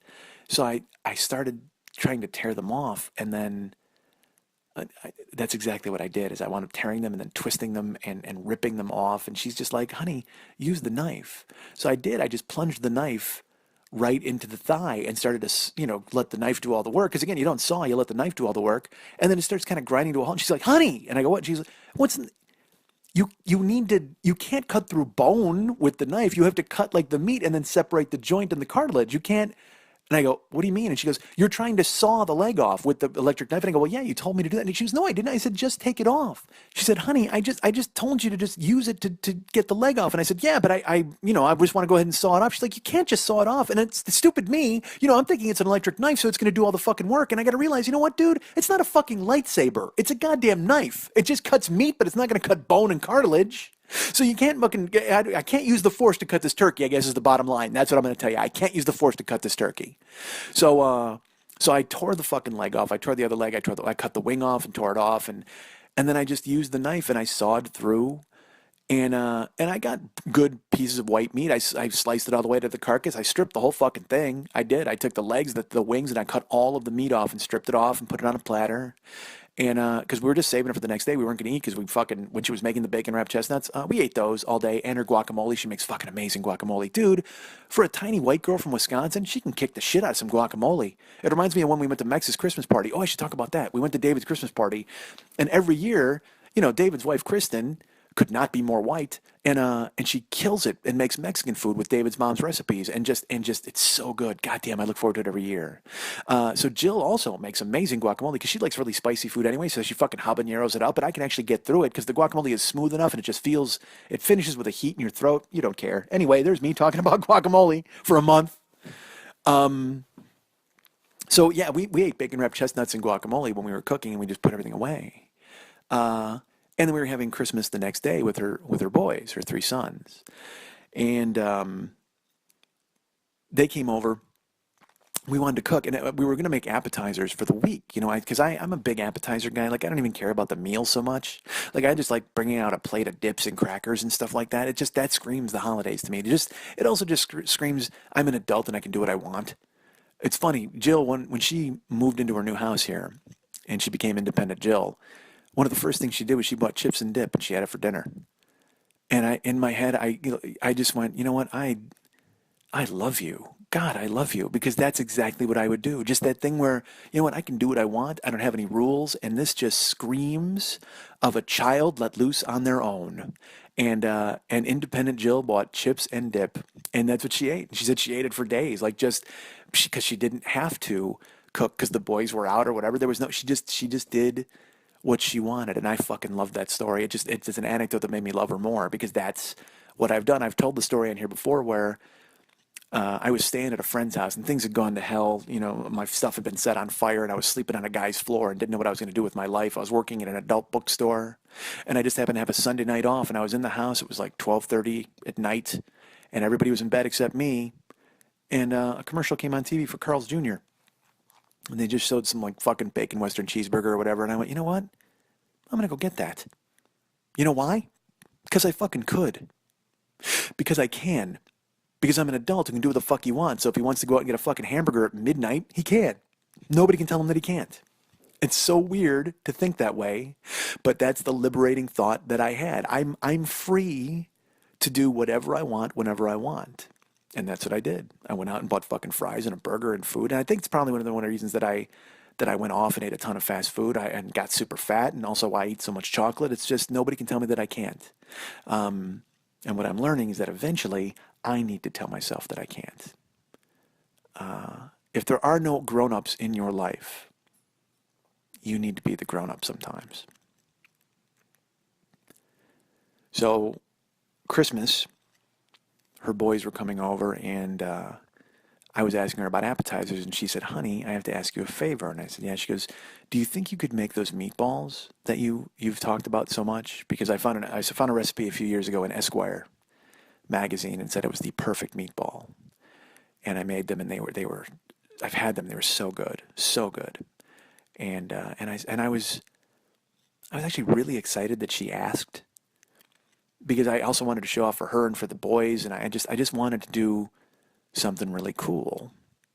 And, because I love Jill, and I'm going to be around. We're going to be together forever, as far as I'm concerned. And so her boys need to know that I'm going to be around forever. And so I want them to like me, and they do. It's not like I'm going to get them to like me with meatballs, but it's an instinct where you want them to realize that you love their mom, and I care for them, and it's like it's a food is love to me, and it always has been. And so that's how I wanted to reach out a little bit. So I was like, I would love to make the meatballs for them. That would be great. So I had to go to the store, and it's like, dude, there's tons of ingredients. I mean, I can follow a recipe, but it's just, I made a turkey one day, and then I made red sauce. Like I've never made my own red sauce. I worked at at a restaurant, a pizza place where I made red sauce all the time, but it was their recipe. Well, I made a red sauce, and granted, I looked up a recipe, and then I modified it a little bit myself and threw some stuff in there that wasn't. It's just it's cooking. It's what you do. It's you improvise, and I've watched so many fucking cooking shows. It's in my blood at this point, where I just go, hey, you know what? This would be good in here, or this wouldn't be good in there, and so I used that instinct when I made the turkey, and I made the rub, and then I made the meatballs, and I made a red sauce, and then I had to make the meatballs individually. I made fucking 40 meatballs, and, good size, probably golf ball size, a little bigger maybe, meatballs, 40 of them for fucking 4 people, idiot, or 5 people, and then I put them in this pot of red sauce and just let them fucking cook. It was so great. I browned them. I molded them. I'm so proud. I know it sounds weird. I'm sure you're laughing at me at this point, but it's like I'm so proud that I fucking cooked meatballs in red sauce, and it was delicious. It's still delicious because her fucking fridge is filled with this container that's like an anvil of red sauce. I mean, it's just because then I made them, and we made turkey and potatoes and corn and rolls and gravy and all sorts of stuff, and we didn't even scratch the surface on it. Like we ate all the bacon wrapped chestnuts and the rolls, and we had some turkey, but it was just fucking, it was a family dinner. And it's been so long since I've had a family dinner. And it was me and Jill and her boys, and we laughed and we joked, and they accepted me, and they were really great to me, and they were great to her. That's all I care, is that they're great to her. I'm here, and I'm going to be here, and I hope that they like me, but it's more important to me that they're nice to their mom, because their mom is a beautiful person, and she deserves good things, and she deserves happiness, and that's all I want to give her. And her boys make her happy. Her oldest son, he's so good to me, and all of them were. All the boys. It's strange, man. I just show up, and I'm here, and I'm all of a sudden I'm dating their mom, and it's hard. I lived it. When I first started coming out here to see Jill, I told her, I said, I'm going to talk to the boys. And I asked them their permission if I could stay in their house, because they're the men of the house. So I wanted to make sure that they knew what my intentions were. And so I talked to her son, and I said, hey, I love your mom, and I will be here quite a bit. And I just want to make sure that it's okay with you, and you're comfortable with it, and it's okay if I stay in your house. And he said, yeah, he didn't have a problem with it. And that made me feel so good. So good.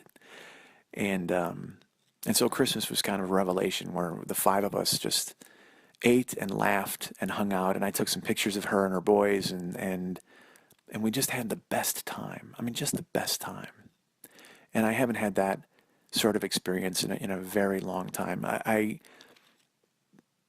took her to meet my mom in Florida a couple of weeks ago.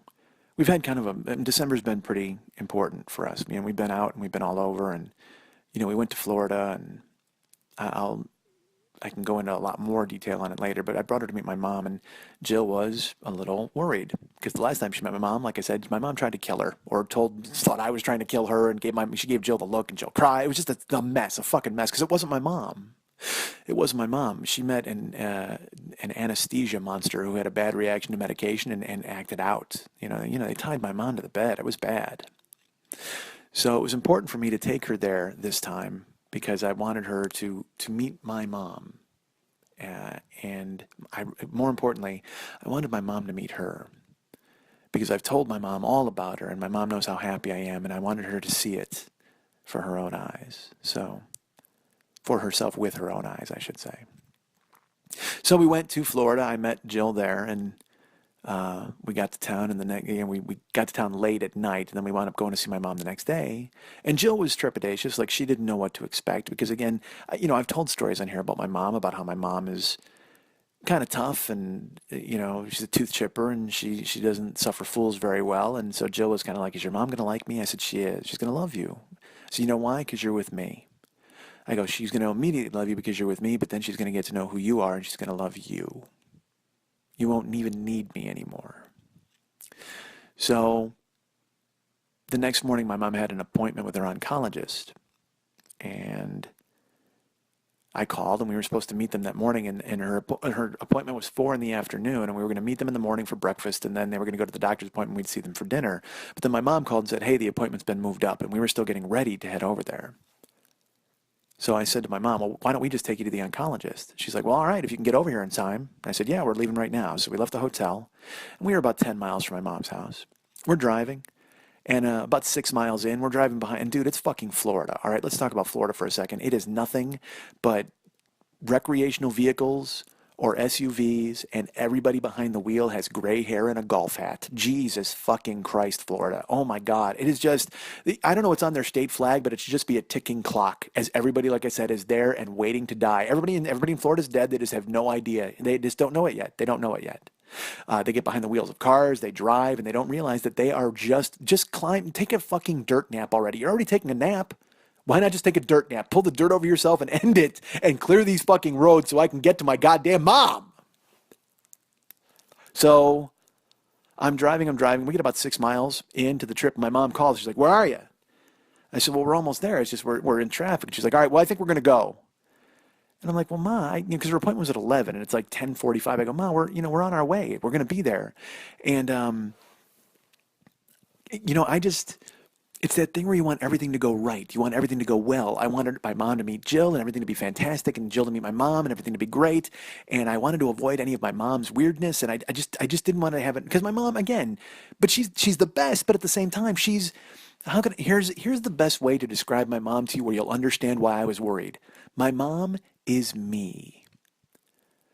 Anything that's out of the ordinary, anything that upsets the apple cart, anything that's change, she just broods and she fumes and she can keep that attitude for days, and it's hard. It's really hard. I mean, I feel myself spiraling into it. Like I said, I used to be told I was a walking black cloud. I can change the mood of a room just by walking into it, and my mom has that, and I got it. I absolutely got it from her. So when she started with we're going to meet you there, we're going to do this, in my opinion, it's the start of the day, and that ruins the day. It just ruins the day.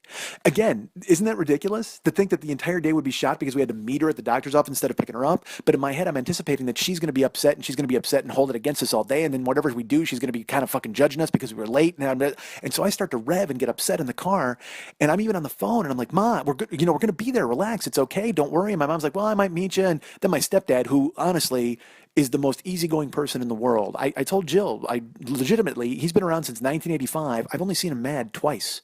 I've seen the man mad twice. I've actually only seen him mad once. I heard about the other time. So really, I've seen the guy mad, angry, upset one time. He intervenes. He tells my mom, I can hear him telling her, "Hey, relax, Patsy. They're on the way." He didn't call her Patsy. He called her Pat. Patsy is what my aunt calls her. My aunt was there too, so I got a little mixed up. So he's like, "Relax, Pat. They'll be here. Relax, hon." And my mom's like, "All right, well, you got to hurry up." And she hangs up, and I'm like, "God damn it!" And she's like, "What?" I go, "Well, no, she's gonna leave, and then we're gonna have to meet her, and she can give us directions. It's just ridiculous. I don't know why she doesn't fucking just relax. We're gonna be there. We're just on the fucking traffic on the highway. I wish these guys." And Jill's like, "Honey, relax."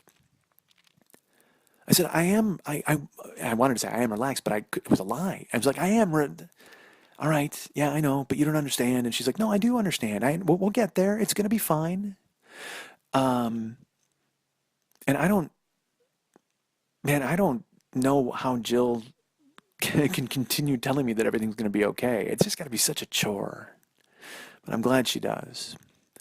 But it made me laugh because I was worried about my mom meeting Jill and Jill meeting my mom, and then I'm the one who's getting all panicky and freaked out. And Jill's like, "You gotta, dude, it's okay, honey, relax, calm down." So, I tried to calm down, and then what she did was she gave me a plate of the food that I like, and she scratched my ears, and I immediately calmed down.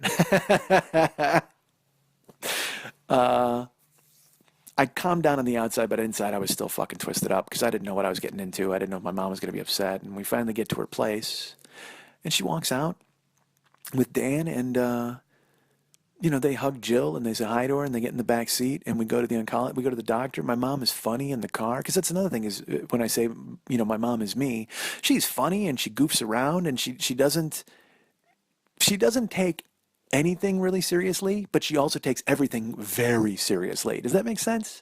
I do the same thing where it's like everything's kind of breezy until it's not, and then it's fucking terrible and everything's awful. I guess I'm kind of like boiling water. No, I'm not. That's a stupid analogy. I can't even go into it. And I'm doing this myself on a goddamn phone, so I can't even take that out. Jesus Christ, that's awful. Because I was gonna try to say that like I'm a pan of water, and then you put me on the fire. But then I was thinking about the frog, like how you put a frog in the water and he doesn't know that he's dying when it's boiling. I couldn't fucking find an analogy in there. The bottom line is I'm an idiot. All right, let's do that. Let's just say that I'm a boiling water idiot. I'm a big pan full of boiling idiot. That's what I am. Holy God. So I was worried. We get there. My mom's fantastic. We get to the doctor's office. She's joking. We're looking at the fun, and she's sitting next to Jill and talking to her, and they're hitting it off. And then after the doctor, the four of us go to lunch, and my mom was great, and they loved Jill. I could just tell. Dan loved her before because he got to meet her when my mom was sick. But they were the four of them. The four of us we had a great lunch. We joked around. We had fun. We hung out and spent the whole day. Then we went and saw my aunt. We went to their house. We sat on their sun porch, and we just relaxed. That's all we did. We didn't do anything, and it was perfect. It was exactly what I wanted it to be. It was just too short. And even Jill thought so, because we were at the house, and I did that thing where I was trying to think for us and think for her, and I kept going, well, we can go, we can take off, and Jill would go, no, we're okay. Let's stay a while, and finally, we left around 8 o'clock, I think it was, and because we'd been there all day. We got there at 10, and my parents are 72 and 73 or whatever, 71, and I have three parents. They're older, and so when it got to be 8, my mom turned the TV on and started to watch QVC. I figured it was time to take off. So Dan was in watching his TV, and my mom was in her room watching her TV. Dan's watching like a hockey game, and my mom's watching QVC. And I'm like, yeah, we can roll out of here. So we said our goodbyes, and we made plans for breakfast in the morning, and we went out, and because we had to fly the next day. So we leave, and we get in the rental car, and Jill looks at me, and she's like, do you think your mom liked me? And I said, my mom loved you. I said, did you like my mom? She goes, I really liked your mom. She goes, we could have stayed, honey. You didn't have to keep pushing us to go. And I go, I know, but we'd been there a long time, so I didn't want to chance overstaying. And she goes, what do you mean overstaying? It's your mom. I go, I know, but you never know. I mean, there's that element of weirdness where I could say the wrong thing and ruin everything. It's just me. It's me. I'm fucking bananas. I'm a boiling idiot. A big pan of boiling idiot. But I still think it was the right move. So we left. We went back to the hotel, and we made plans to see them for breakfast before we had to drive back to Tampa to fly. And we went to breakfast at Cracker Barrel, and it was fantastic. We walked in, they were there, and it was my parents meeting the woman I'm going to be with the rest of my life. And it was just such an amazing feeling. They loved her, and she loved them, and we actually had to drive to Tampa because we had to be there that night. But we went to the hotel, and I realized we forgot to take pictures. And I'm like, holy God, we didn't take any photos. And I said, can we go back? Jill's like, yeah, absolutely, let's go back. So I called my mom. She goes, yeah, come on over. And this is the best part about being just retired people. They went to breakfast with us, then they went home, and that was it. They're done for the day. Dan's doing his crossword puzzles. My mom's puttering around looking at plants and just trying to not fucking collapse under the weight of her knee and her hip being all fucked up. And we pulled up, and we went and sat on the sun porch, and we talked some more, and we just drank, and I had a water, and Dan actually went and got Jill's favorite beer. She drinks PBR, and so she had a beer, and we just relaxed, and we talked, and it was so great for me to see Jill relax, because she's Jill worries. You know, she was worried about whether when she went to the reunion, and rightfully so. Again, she's meeting a room full of people that I've known for 30 years, and she doesn't know any of them. But it turned out to be fantastic. And then she met my mom and dad, and I just saw her relax, like she curled up in her lawn chair, and she didn't want to go. Like if we weren't flying, we wouldn't have gone. She didn't want to go. Because I even said a couple times, hey honey. She's like, well, we got some time. We got another hour. We got some, because she was really enjoying spending time with my mom and Dan, and I was too, but I was just trying to be that guy who shepherded everybody off before disaster happened, because I don't even know why I think that. Again, it's just my mindset, and I'm trying to break it. Like I said, I make her lock her car in the garage, I make her lock the car at the supermarket, or let's go here and stand on the outside of me so you're not by the curb. And I mean, dude, I'm just that guy. Because I don't want anything to happen ever. I don't like bad things. So I'm overprotective and kind of smothering, and I'm trying to fix that. So we hung out with them, and we hung out another hour, and then when we finally absolutely had to go, we did. And Jill hugged my mom, and my mom hugged her, and you know, it was just fantastic. It was great. And then we came home. We flew home, and then we had to go. We went to our Christmas party, to Mex's Christmas party. So again, Jill's gonna meet a bunch of people that she sort of met at the reunion, but now it'll be a little more concentrated. Like she met the UN of Evil at the reunion, but it was spread out because she met a whole bunch of other people too. But this time it was going to be straight UN of Evil. It wasn't, there was no, there was no chaser. There was no on the rocks. It was going to be straight up UN of Evil. And so we drove from Milwaukee near where, you know, to Jill's house to the party. And again, it was fantastic. I will tell you this: we went to the UN of Evil Christmas party, and it was the loudest room I think I've ever been in my life, and that counts concerts. I don't know what happened, but like, you know, Mex had a few, and other people had a few, and it was always fun. There was no tension. That's the thing about my friends, man. There's no anger or resentment. We've known each other for so long, and if people have some wine or they have a beer, they just get loud and they start telling jokes and they start goofing around.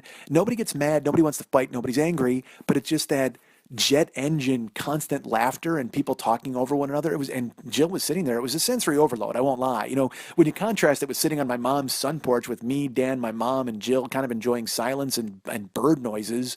And then you go into Mex's kitchen and it's just this cacophony. It is a concert of nonsense. And it was really fun. Uh-oh, hold on, Tawny. I'll be back. I'll be there. Promise. She's finding a lock picking set. She's fashioned one of her like dog nails into a lockpick, and she's gonna come in here into the fucking bedroom. So man, I just, it was really fucking loud, but really fun. Like everybody was having fun. And I will tell you this: at some point, somebody brought out Cards Against Humanity, and they started playing, and we were sitting around the table, and Jill and I were a team. Which means basically Jill didn't want to play. She's like, "Yeah, you can read them. I'm not into this." And I'm like, "All right." So we started playing. Look, I hope those guys make a lot of money. Good for them. They're entrepreneurs. But I didn't get it, man. It's literally just an excuse to say outrageous stuff. And I got news for you. Just being me gives me a license to say outrageous stuff. Honestly, I don't fucking get the point. I guess real people think it's funny to read Roadhead off of a playing card, but for me, I'm just like, nope, don't care. That's not shocking to me in the least. And just the weird thing of it's just like a dirty Mad Libs thing almost. I didn't get it. And you know, there were some of my friends were dying and they thought it was hilarious. And you know, to me, I just was like, meh. And Jill even looked at me. She's like, I don't get this game. And I go, I don't either. I go, you know why? Because if I want to say ass cancer, I will. I don't need to read it off a fucking card. I don't need somebody to coach me into saying ass cancer. Nobody has to set up a box with a stick underneath it with like a candy bar for me to climb under there and then say ass cancer. I mean, I'm going to say ass cancer if I want. You don't need to trap me. I'm good. You don't need to hand me a card and make me read it. I'm going to say it no matter what. So I didn't get Cards Against Humanity, and that went on a little too long for my taste. But you know, we could have got out in the other room, but we got roped in and played, but then it was fun. We did the grab bag gifts and we exchanged them, and it was and then everybody just kind of hung out and talked. Jimmy O made it in. I couldn't believe Jimmy O and his wife Gwen. The whole UN of Evil was there except Ak. And then as we were posing for photos, like, you know, we took a photo with all of us, and then they took a photo of just the wives and girlfriends, and then they took a photo of the guys. And then Mex came out because Mex had I don't know what he drank, like a swimming pool, a child's wading pool full of liquor, so he was a little fucking off. But he just becomes like this gregarious host, because usually Mex is like making jokes from the side under his breath and everybody else gets credit for them. But then when he has a couple in him, he becomes a lot more gregarious. Everybody's like, oh my God, fucking Mex is hysterical. It's like, yes, he is. He's just not being stealth about it. So he comes out and he brings a photo that we took at, I believe it was Dennis's wedding. because it was a formal wedding. We all had to wear tuxedos, not just the guys who stood up. And Dennis got married on a fucking boat. You know, it was one of those things. So we posed for a photo back then, the entire UN of Evil, and it was all of us in tuxedos. And we have a normal photo of us, and then we have just a photo where we acted stupid, basically. Like we were posing. Before they got the real one, we were kind of posing and acting stupid, and they took a stupid photo of us, and we all looked silly. So Mex has always taken that photo, and he actually made it the Christmas invite one year. He actually blew it up, and he has it in a frame, I believe, at his house. And it's just all of my friends looking ridiculous, but wearing tuxedos. So he brings that photo out at the Christmas party, and he's like, dude, we got to recreate this photo. Everybody, we got to recreate this photo. He doesn't say it to just me. He says it to everyone. And we're kind of like, really? And I was like, well, all right. I mean, I don't know about this idea, but that's fine. So he gets us all and he positions us in the same, and we're all, we just kind of fall in line. The only guy who wasn't there was Ak, but the rest of us are there, and sure enough, the girls took the photos. We did it like 3 different times. And I was like, again, it's that thing where you just forget about it. You're like, oh, that's cool, whatever. We took a bunch of photos and I was fine. And Jill had fun. And that's all I cared about was at the party. Then when we had to leave, it wound down. There was only like 8 people left. And then we had to go because Jill, unfortunately, had to work. So we had to drive to Milwaukee 2 hours. And then she actually had to go right to work. She's 5 foot something else, man. She's just a badass. I don't know how she keeps the schedule she does. So then we left and we get in the car and she said, did you have a good time? And I said, I did. Did you? Because again, she's always careful to see if I'm happy or if I had a good time. And I'm like, yeah, absolutely I did. I would, I don't fake it. I mean, I would tell you if things weren't good or I'd want to go early. I mean, absolutely. And so I looked at her and I go, did you have a good time? And she has this way of smiling where I know everything's going to be okay. And she just smiled and she goes, yeah.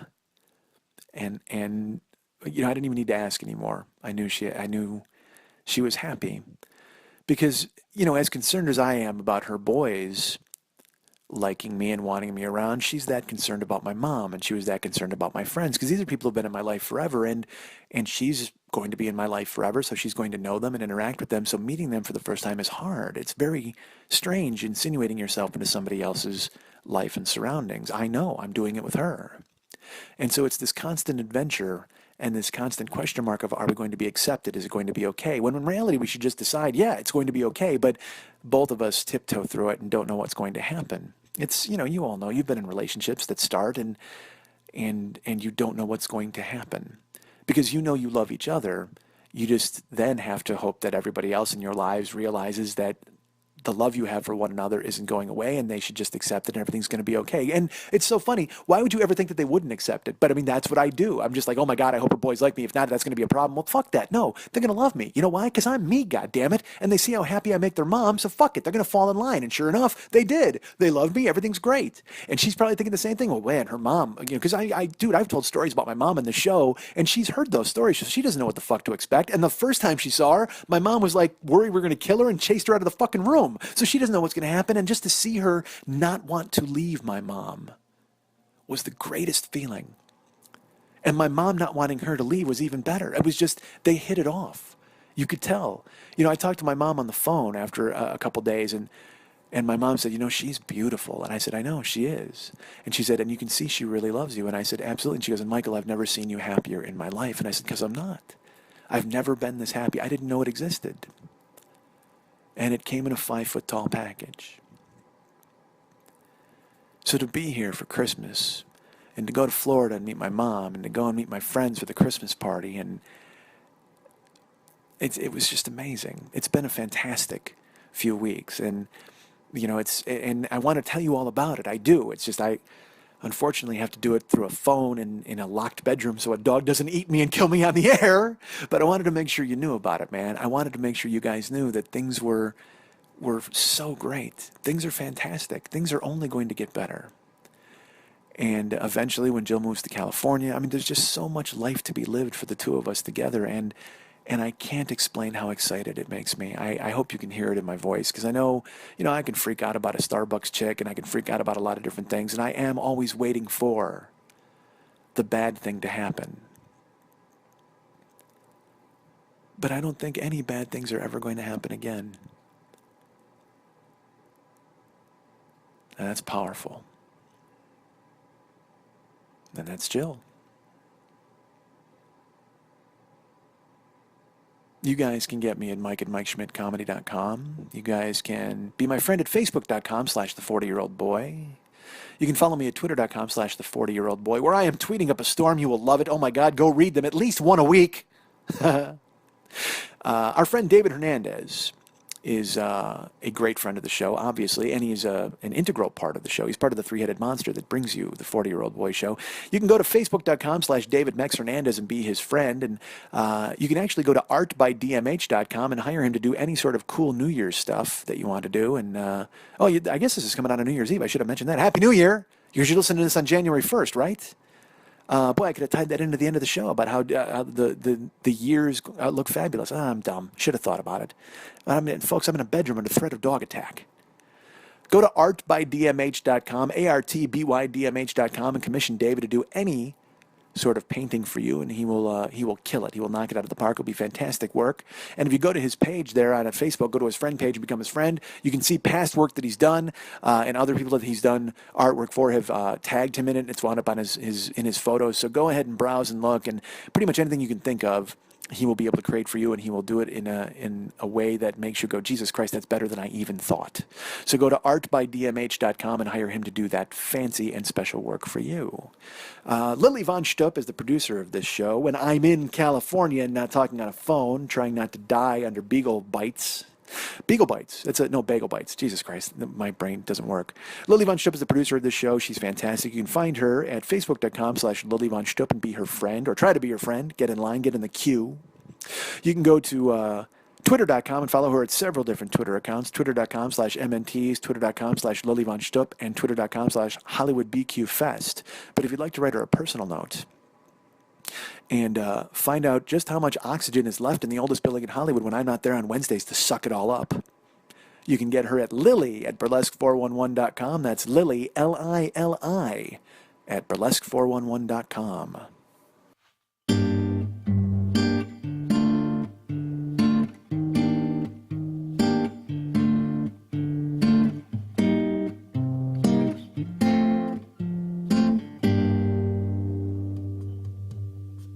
Roxanne, you don't have to put on the red light. Those days are over. You don't have to sail body to the night. Roxanne, you don't have to wear that dress tonight. Walk the streets for money. You don't care if it's wrong or if it's right. Roxanne, you don't have to put on the red light. Roxanne, you don't have to put on the red light. Love you since I knew ya. I wouldn't talk down to ya. I have to tell you just how I feel. I won't share you with another boy. You know my mind is made up, so put away your makeup. Told you once, I won't tell you again. It's a bad way. Roxanne, you don't have to put on the red light. Roxanne, you don't have to put on the red light. Put on the red light. You don't have to put on the red light. You don't have to put on the red light. You don't have to put on the red light. You don't have to put on the red light.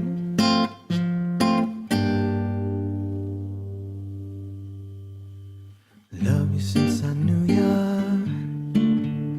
I wouldn't talk down to ya. I have to tell you just how I feel. I won't share you with another boy. You know my mind is made up, so put away your makeup. Told you once, I won't tell you again. It's a bad way. Roxanne, you don't have to put on the red light. Roxanne,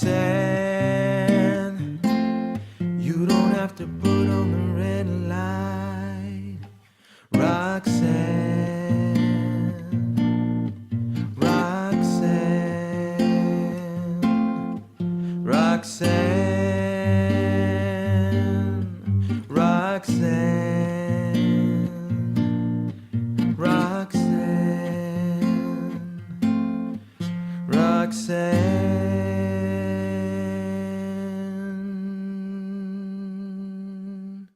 Want to remind you folks about the Monday Night Tease, the longest running burlesque show in the history of Los Angeles. It is every Monday night at the Three Clubs on Vine at Santa Monica. If you want to go and see a spectacle, folks, if you want to see naked ladies running around, if you want to see guys trying to swim out of a club in their own drool before they drown, but I'll tell you what a way to go as you watch all of these ladies take their clothes off and drink liquor and have a good time. It's a speakeasy, folks. That's exactly what it is. It's kind of, well, it's not really a speakeasy. You can speak there, and I understand it's easy to get in as long as you have the admission price. But it's not really technically a speakeasy because you can just walk in. You don't have to knock on the door and go, flibberty gibbet, and they let you in the back. By the way, flibberty gibbet. I have no idea how that came out of my skull, why I thought of it with speakeasies, but who cares? It fits. Maybe we all get together and we open a bar called Flibberty Gibbet. Why not? The Three Clubs at Santa Monica and Vine, on Vine at Santa Monica. The Monday Night Tease, an amazing burlesque show put on by my great friend, the producer of this show, Lily Von Stupp. Hi, Lily. Hi, Lily? Lily? God damn it, still not here. I've been waiting for her to arrive in Wisconsin, has not made the trip. Maybe I should have Skyped her in. Could have done that, right? Probably Skyped her in and talked to her. Although, now that I think about it, I'm recording the show on a handheld phone in a bedroom. I don't know how the fuck I would Skype her in. Technology, I'm finally getting a handle on it, but I wouldn't say I'm getting a handle on it that well. I'm not going to be able to Skype her in on the fan that I'm staring at or on the mirrors. Hey, maybe she'll appear in the mirror if I say her name. You think Lily's like Candyman? If I say her 3 times, she's going to just show up? That would be fine. The show last week was a New Year's Eve show. It was amazing. They had I understand that Quintessential was there, and also Nadia Lott was there, and Diamondback Annie. It was an amazing show. It was a faux New Year's Eve show. And coming up this week, there's an amazing, here's the thing. If you go and join Facebook.com/Monday Night Tease, you can find out about all the upcoming shows, find out about the past shows, see pictures of performers, and all of that neat stuff. If you go to brownpapertickets.com, you can get tickets for the shows as they arrive, or even before then, if you just put in the name Lily Von Stupp or Monday Night Tease, you will find her and her events listed on Brown Paper Tickets. Pick them up and get yourself some tickets. And Lily's producing some other things too. She's got something called the Dirty Birdie Story Hour, which is a bunch of people telling dirty, filthy stories on stage, and she's also doing her Dr. Sketchy's figure modeling extravaganza. I don't know these names. I'm trying to pull them out of the top of my head. But they are also great. If you put in the name Lily Von Stupp on brownpapertickets.com, you can probably find tickets for all of these. And I believe they're all at the Three Clubs. That's the venue that they are at, right? Right, Lily in a mirror? Lily did not arrive. Did I say her full name? Lily Von Stupp, Lily Von Stupp, Lily Von Stupp? Nope, not working. Gonna Skype her in on the phone. Christ, I don't know how technology works. So those shows are coming up. I understand there's a Meat Fest coming up in January. Tickets are on sale for that. That's a bunch of dudes getting naked. So I may not, I certainly won't be in the club. I may not even be at the state for that. I got no problem with guys stripping, but it's just, look, not my thing. Not for me. Not. And I seem to be protesting too much. Maybe it is for me. Perhaps I'm doing that. I'm doing some weird psychological trick to convince you that I'm not into guy stripping. But I can tell you flat out, I'm not into guy stripping. No psychological trick. I'm not smart enough to do a Jedi mind trick on you. Those are not the strippers I am looking for. I can tell you that for sure. So Monday Night Tease, if you go to facebook.com/Monday Night Tease and become a friend or a member of that page, you will find out about upcoming shows and see pictures from past shows. And like I said, Brown Paper Tickets is the way to go to get tickets for all the shows. I'm yawning, and I don't mean to. Sorry, trying to fight it off. I actually yawned earlier and tried to fight it off and did not do a very good job of it, I don't think. But I did the best I could. I wanted to plug this guy, as I've mentioned in the past few weeks. Our friend Ryan Dirks, Farmer Ryan, does all of the web stuff for the 40-Year-Old Boy podcast. You can be his friend on Facebook. Just find Ryan Dirks, Dirks, or you can go to ryandirks.littleprofiles.com. And I confess that I have not been there. I hope that it's not some sort of anti-Semitic propaganda that Ryan put up. I'm hoping it isn't because I'm endorsing it sight unseen. But you know what? The guy takes care of my website, so I guess whatever he puts up there, I have to kind of silently or tacitly endorse. Why not? I'll go ahead and do it. Even if it's anti-Semitic material, I'm on board with Ryan Dirks. I mean, I certainly don't support it, but I will tell you that he has a right to post it, right? It's America. So go to ryandirks.littleprofiles.com and see whatever he's put up there, and warn me if it's something I shouldn't be endorsing. Or go ahead and find Ryan on Facebook and be his friend. He is Ryan Dirks. I'm yawning. Fuck. Sorry. I apologize. And I'm still trying not to be eaten by a dog. So that's why I'm yawning. Oh, that's the thing is I can't nod off. I've stayed awake for 5 days so this dog doesn't eat me in my sleep. That's why I'm yawning. I have to unfortunately just constantly stay awake. This dog, it's Tawny Kruger. That's who's coming after me. Tawny Kruger. Go to MikeSchmidtComedy.com. That's a website where I've got all sorts of neat stuff. There's all sorts of pages there that you can check out. But let's talk about the Joe Business page. Right now, we've got all sorts of things for sale and or download, or I guess you have to buy them to download them. So everything's for sale. There's no and or about it. We've got our relationship with tweakedaudio.com. They're really cool to our show. Thank you guys. We appreciate all of your support, and I appreciate you supporting them. We have artwork for sale. Hey, Martin, you bought artwork. It's going to take a bit of time to get it to you because I got to get it from David and then sign it and then send it out to you. And also, the holidays, all sorts of excuses. Please take all of these excuses and run with them, Martin. It explains why you don't have your artwork yet, but you'll get it soon. I promise. Year 1, Year 2, Year 3, Year 4, Year 5, and Year 6 of this podcast are available individually or together as part of the Reservoir Schmidt Dogs box set. Pick that up today. That's right, today. And then write me on Twitter like our friend Nathaniel and tell me over and over how many episodes you've listened to. This dude is fucking mainlining the show. Nathaniel Arnold, is that? I think, I'm pulling these off the top of my head. I would check on a computer if I had one, but I got a fucking phone in my hand. But I believe it's Nathaniel Arnold. He bought the Reservoir Schmidt Dogs box set a couple of weeks ago, and he's been listening nonstop. Like, he's listening in order to the show. And so I will say this is actually kind of funny. Caesar, who helped produce the show last week, he's in the middle of year 4, I think. He's another guy who got the box set, and I think he's just starting year 4 or in the middle of it. So Jill listens to the show last week, and she hears me say that Caesar is in the middle of year 4, and she looks at me and she goes, "Wait a minute." She goes, "This guy hasn't even caught up yet?" And I said, "No." She goes, "So where is he?" I go, "He's in the middle of year 4. She goes, "Does he think you're still married?"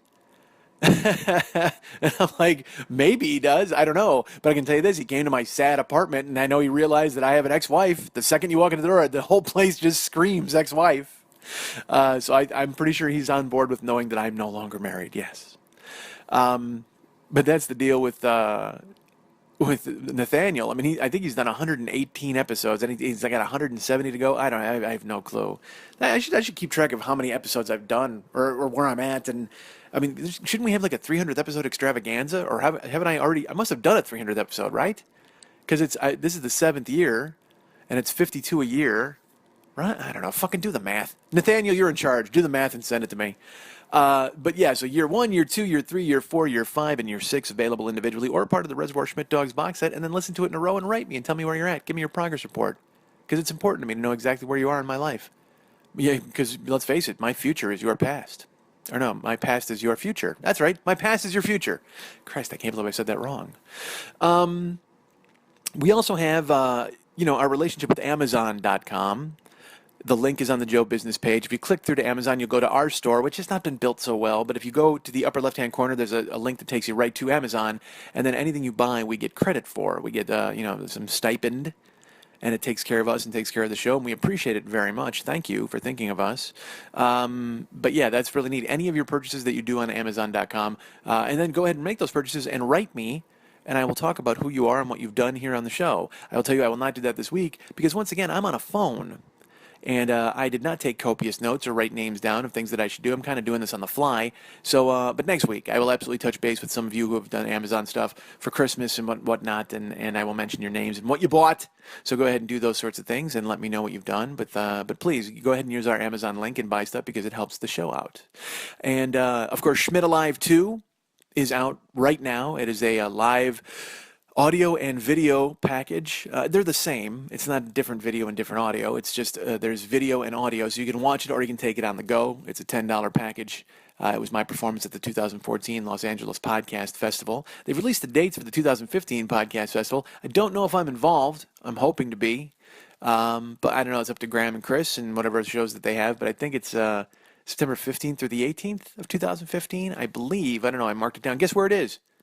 In my fucking phone, right? So I can't check it. But go ahead and check Graham's page or the LA Podfest Facebook page. I'm sure they've got the dates. But at my 2014 live show is available as Schmidt Alive 2 on the Joe Business page. You can download the video and audio together for $10 and check me out, man, with your ears and your eyes, your naked, steaming eyes. Also, we have come to the end of December, in which I was offering shirts for half price plus shipping. Several people have stepped up. I have to send a shirt to Germany when I get home. Hey, Panos, how you doing, buddy? And also, Colomona bought a shirt. I hope to God I'm saying that correctly. Colomona? Or Colomona? Colomona is my guess. But you guys, you've ordered shirts, and I will send those shirts once I get back to California, which is the end of this week. So you're hearing this on Thursday. I come home late Friday night, and then I got to work Saturday, Sunday. It'll go out Monday morning. They'll be sent to you from the post office in Venice, California. That'll probably be the postmark. Look for it right then. Why am I talking like this? Because I'm sort of like Keith Jackson. I apologize. So all of that stuff is available at joebusiness.com. All the download sets and Schmidt Alive 2 and artwork for the show and tweakedaudio.com. And the Yurt Dirt December is ending. So this is the final week.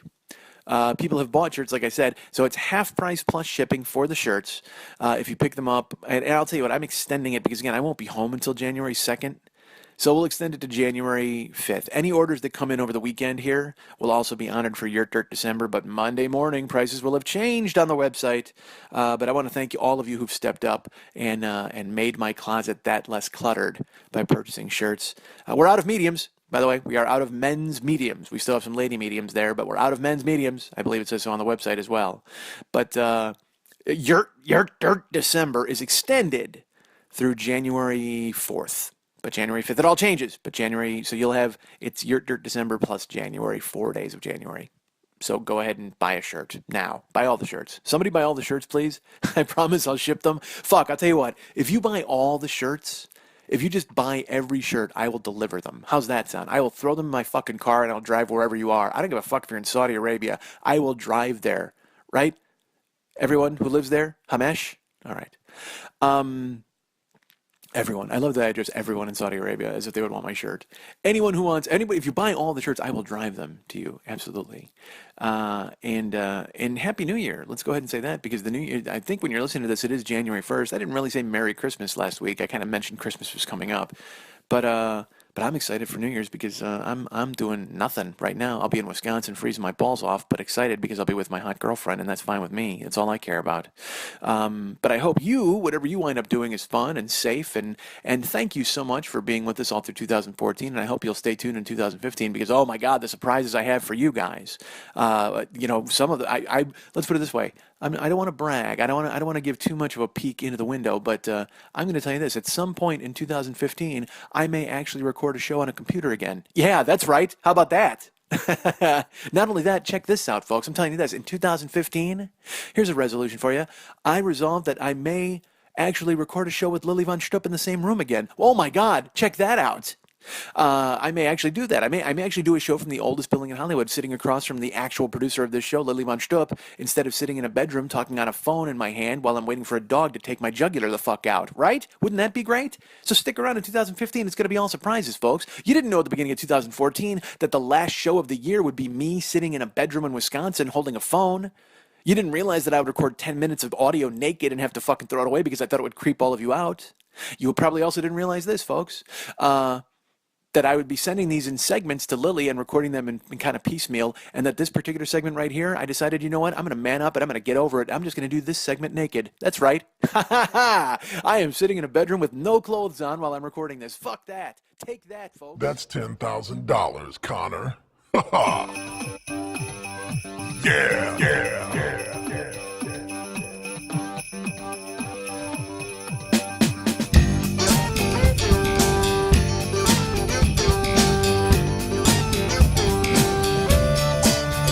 You're a mean one, Mr. Schmidt. You really are a heel. You're as cuddly as a cactus. You're as charming as an eel, Mr. Schmidt. You're a bad banana with a greasy black peel.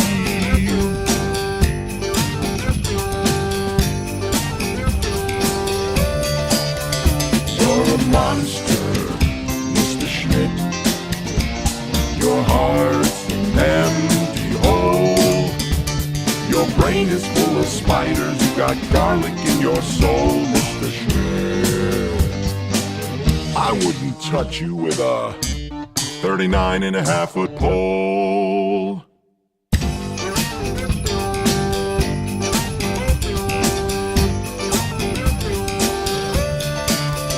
You're a vile one, Mr. Schmidt. You have turned my thin, your smile. You have all the tender sweetness of a seasick crocodile, Mr. Schmidt. Given the choice between the two of you, I'll take the seasick crocodile.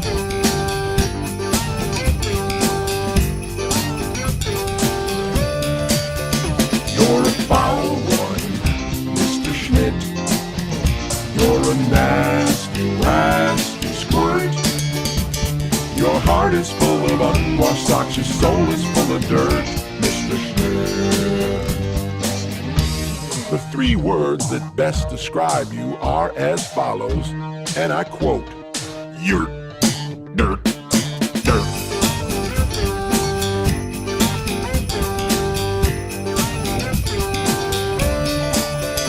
You're a rotter, Mr. Schmidt. You're the king of sinful sots. Your heart's a dead tomato squash with moldy purple spots, Mr. Schmidt. Your soul is an appalling dump heap, overflowing with the most disgraceful assortment of deplorable rubbish imaginable, mangled up and tangled up knots.